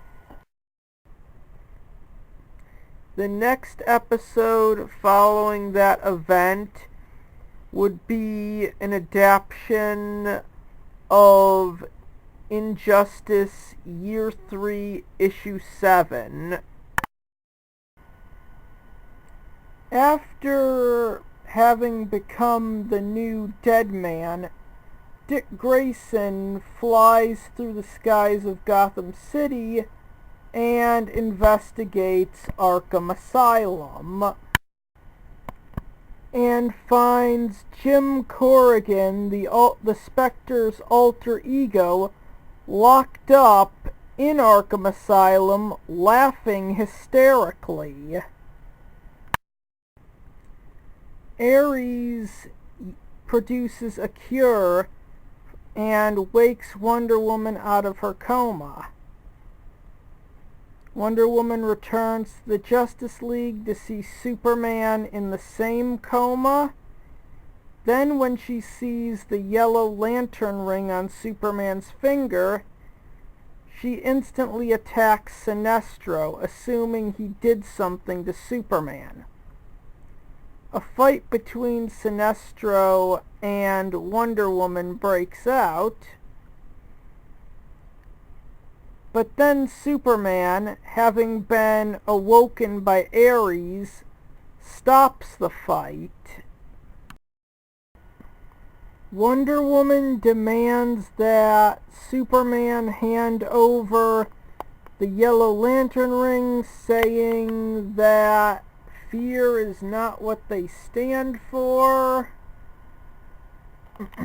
Superman hands it over. They fly off and she crushes it in her hand. The Spectre then transports the regime to the Tower of Fate. The insurgency arrives, and like in the comic, Dr. Fate would transport both the insurgency and Justice League Dark into a maze in which all logic is thrown out the window. Trigon appears just like in the comic, and then Constantine kind of reveals what he did, says that was my plan all along, and abandons Justice League Dark. Just as Trigon's about to finish Superman off, he gets blasted by Mxyzptlk. A fight between the imp and the demon god begins, while a fight between Justice League Dark and the regime goes on outside in the green. The fight between Mxyzptlk and Trigon is suddenly tearing reality apart. With reality falling apart, Swamp Thing is actually able to send both the Justice League Dark and the insurgents out, but he gets burned alive in the crossfire between Trigon and Mxyzptlk, leaving Swamp Thing in hell, bringing Season 3 to a close. Season 4 will, like the others, be an adaptation of Injustice Year 4, but with the difference of the Justice League Dark essentially standing in for Batman. The first episode of Injustice Season 4 would open up with Mount Olympus, essentially giving a backstory to Ares and how he became the god of war when he called Zeus a coward, stating that war would be needed because that was a time when they actually had to go to war. So Zeus gets pissed off after being called a coward, saying, "Oh, if you like war so much, then let that be your identity." Ares would get into a fight with Hercules, just like in the comic, and then he would go to meet up with Justice League Dark, essentially giving them a plan to beat Superman, because if they fail and Superman actually takes over the world, Superman would cease all conflict, and thus Ares would die. After that, the events of Injustice Season 4 would then go as follows. Renee Montoya, after eating a whole ton of those green superpower pills, confronts Robin, nearly beats him to death, and demands that Superman come out and fight her or she'd kill him. Superman then intervenes, and a fight between Superman and Renee would begin. She shoves down even more of the pills, and then goes head to head with the Man of Steel, but he still ends up beating her to death.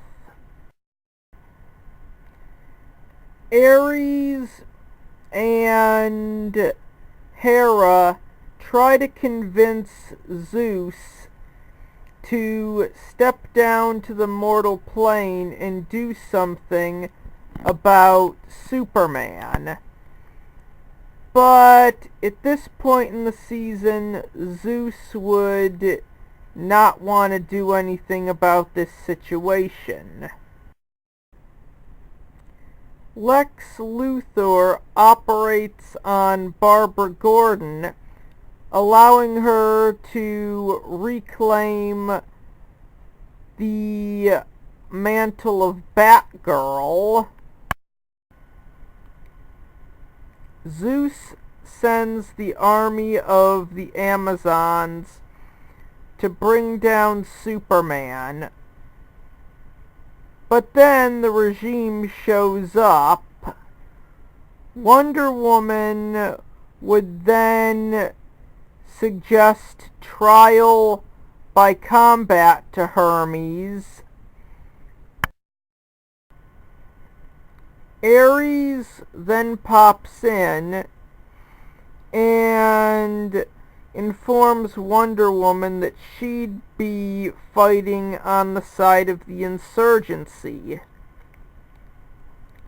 She then tries to attack him along with Hermes, which causes a fight between the regime and the Amazons/insurgency members.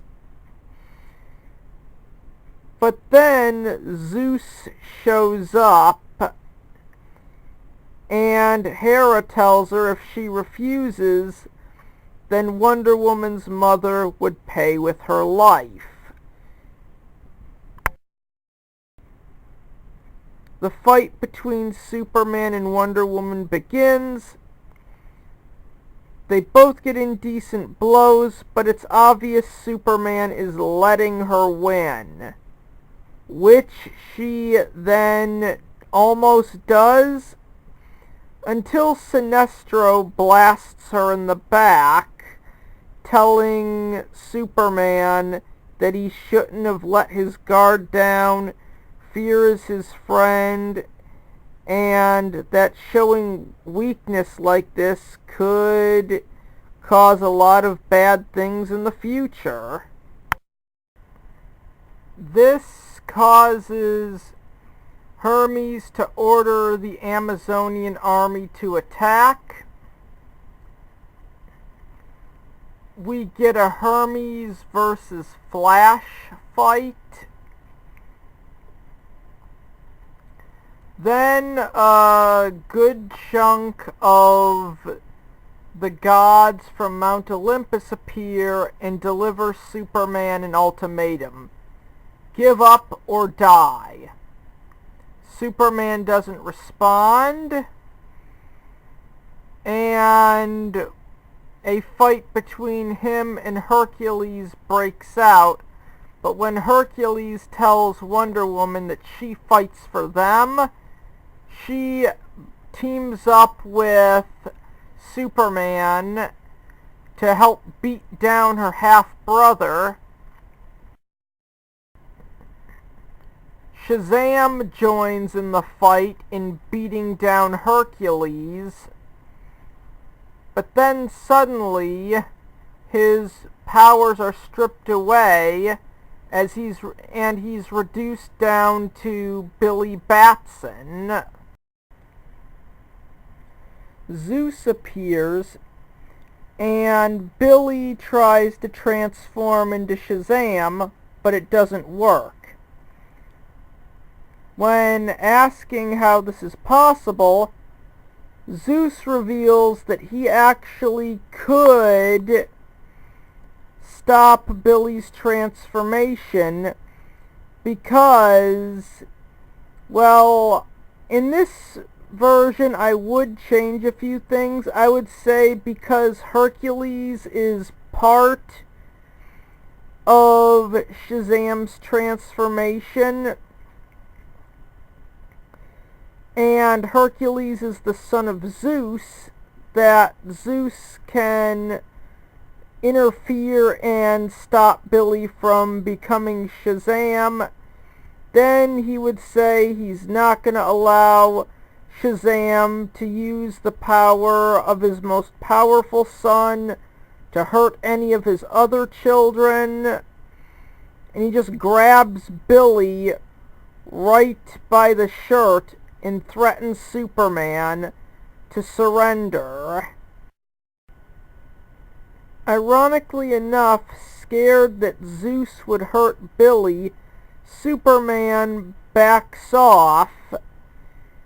Wonder Woman asks her father not to do this, but he tells her to shut up, and the regime walks away. Everything that happened between the regime and the Greek gods was broadcasted on the news. When going down to the cellar of LexCorp, Lex sees Superman talking with Ares, and that episode ends with a giant tidal wave coming towards the surface.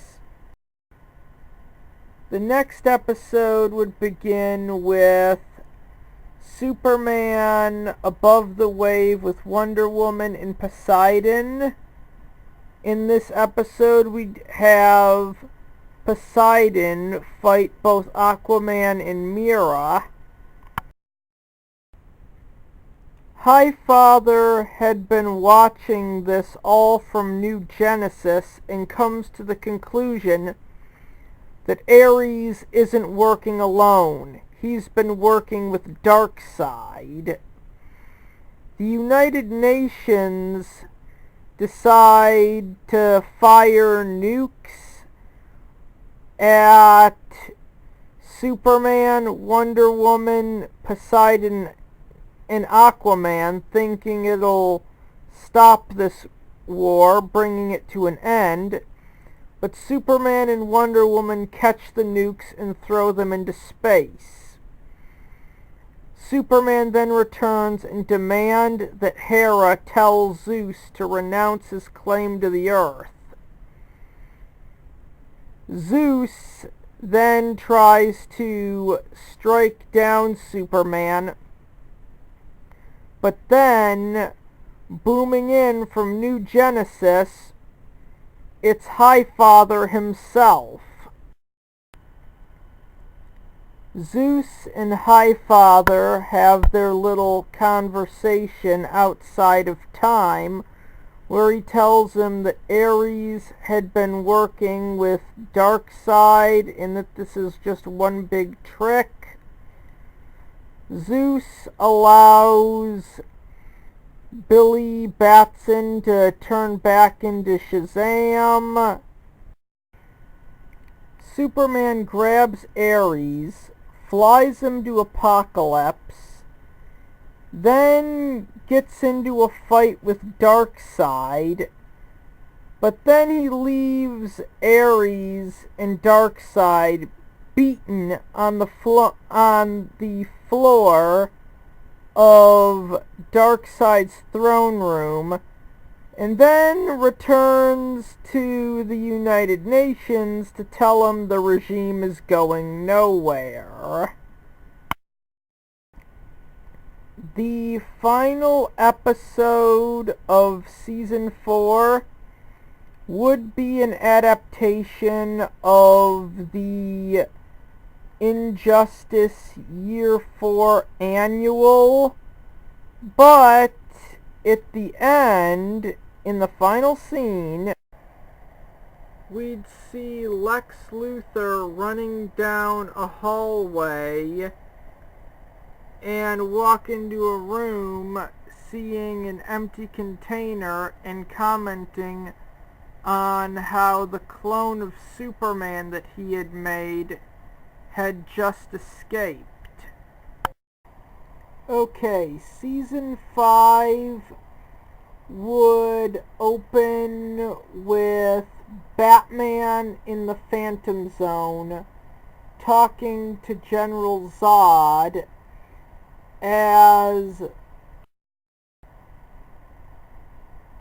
with Zod agreeing to train Batman, as we find out that escaping the Phantom Zone is actually a martial arts technique.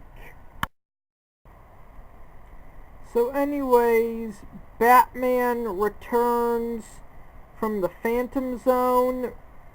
He actually knows everything that's gone on, and he tries to recruit the members of the Rogues to help him fight Superman, knowing that Superman would eventually do the same.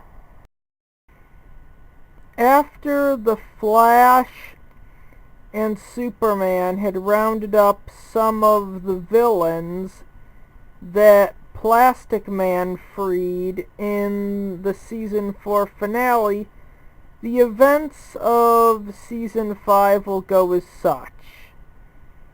Doomsday falls down to Earth, gets into a fight with Superman, but unbeknownst to them, Bane is actually watching this fight.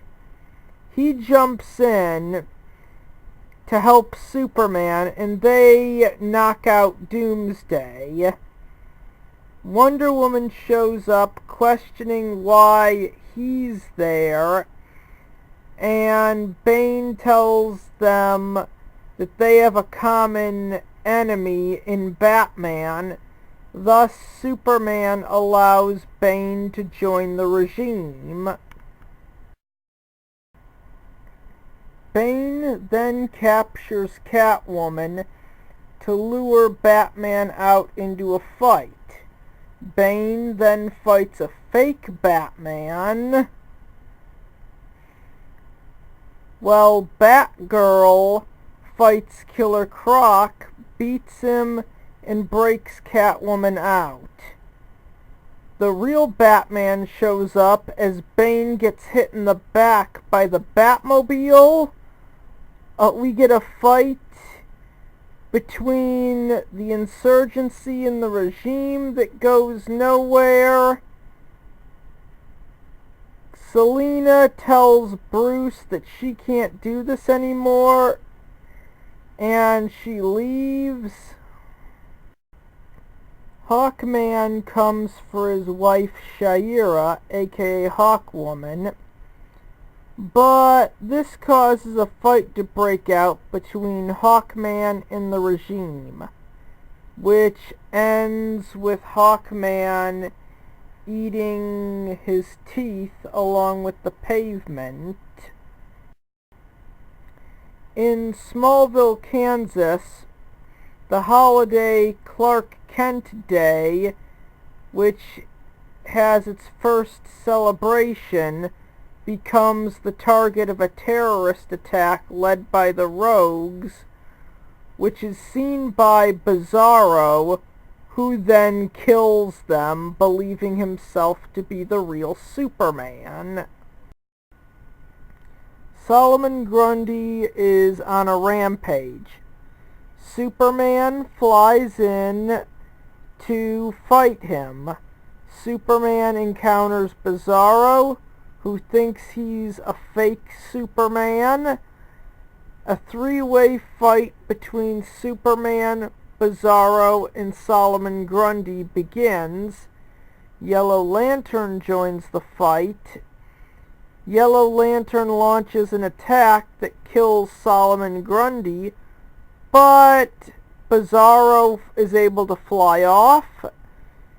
Superman and Yellow Lantern take Solomon Grundy's dead body to Lex Luthor at Cadmus Labs, hoping that Luthor can brainwash Solomon Grundy into obeying Superman and joining the regime as Superman flies off. Damian Wayne becomes the new Nightwing. The Joker clan is formed and names Harley as its leader. Lex Luthor tricks Bizarro into going to the Fortress of Solitude with the device that would wake up Doomsday, who instantly attacks Bizarro as he's essentially being influenced by the brainwashing Superman had Lex Luthor put into him. Cyborg sees this and tells Superman where Bizarro is and where to find him. The fight between Bizarro and Doomsday continues. Superman flies in and Doomsday attacks him.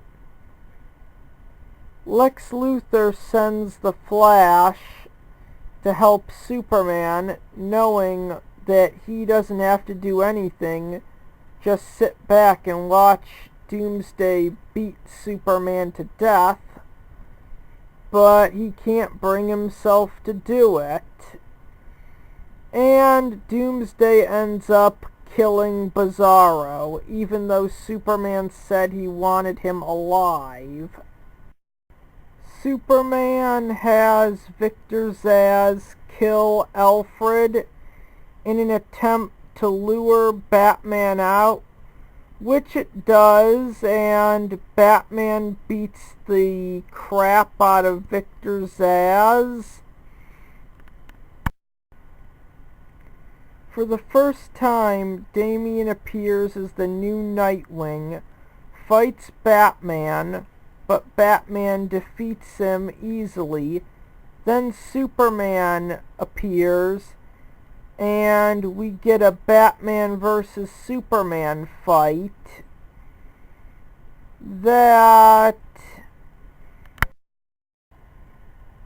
which goes nowhere as the regime arrives, but Flash gets Batman out of there to attend Alfred's funeral, and Batman asks Flash to go back and stop Lois Lane from being killed by Superman, when he was infected with Scarecrow's fear toxin, but the Flash says no and leaves.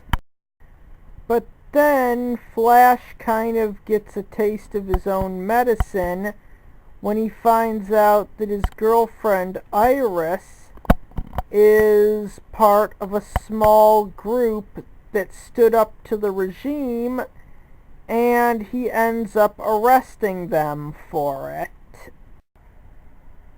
The regime sets foot in conduct, leading to a fight between Superman and Black Adam breaking out, which Black Adam loses and agrees to join the regime. Via computer, Batman asks Hawkman to get him some kryptonite, which Hawkman agrees to. Hawkman gets the kryptonite by beating Mongol in a fight.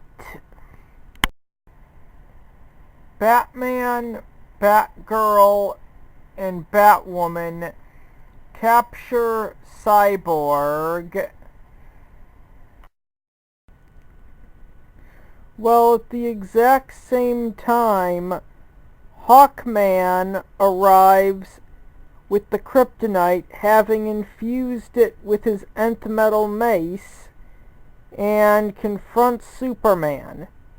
A fight begins, and Hawkman just beats down on Superman until the Flash intervenes and takes the kryptonite mace out of Hawkman's hands, to which Superman then beats Hawkman to death. Superman then passes out due to kryptonite poisoning. Superman tells Wonder Woman that they need to find Cyborg and can't let Batman find a certain piece of Cyborg's memory. As Batman, Batgirl, and Batwoman are going through it, they find what they're looking for. The video of Superman killing a bunch of Joker supporters. They hack into every system on Earth in an attempt to discredit Superman by playing the video, when suddenly Raven appears and uses her magic to plunge the world into darkness in a way that erases the video from Cyborg's mainframe.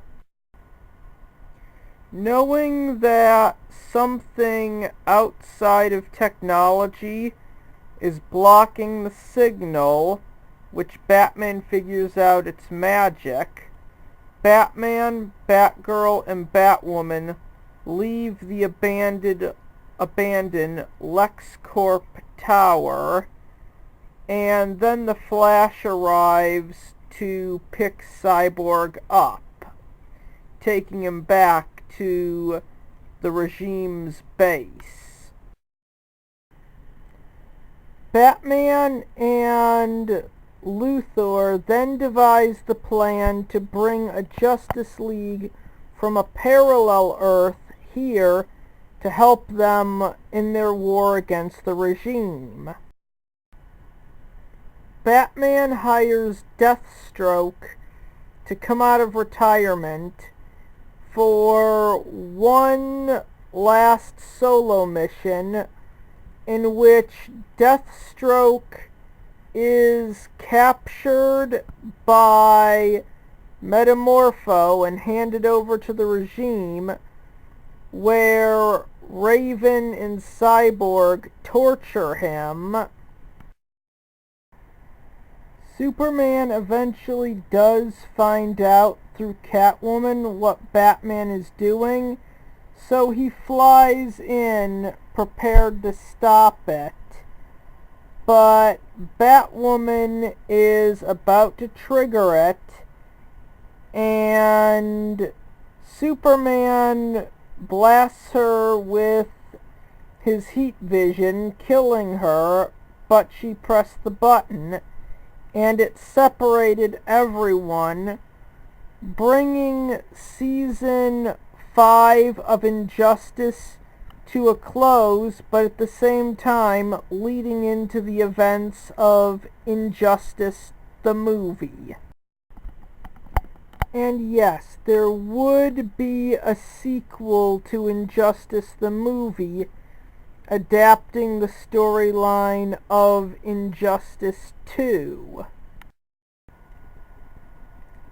And there would be one final season of the Injustice TV show, which would essentially adapt the storylines of Injustice 2 to bridge the gap between Injustice the movie and its sequel.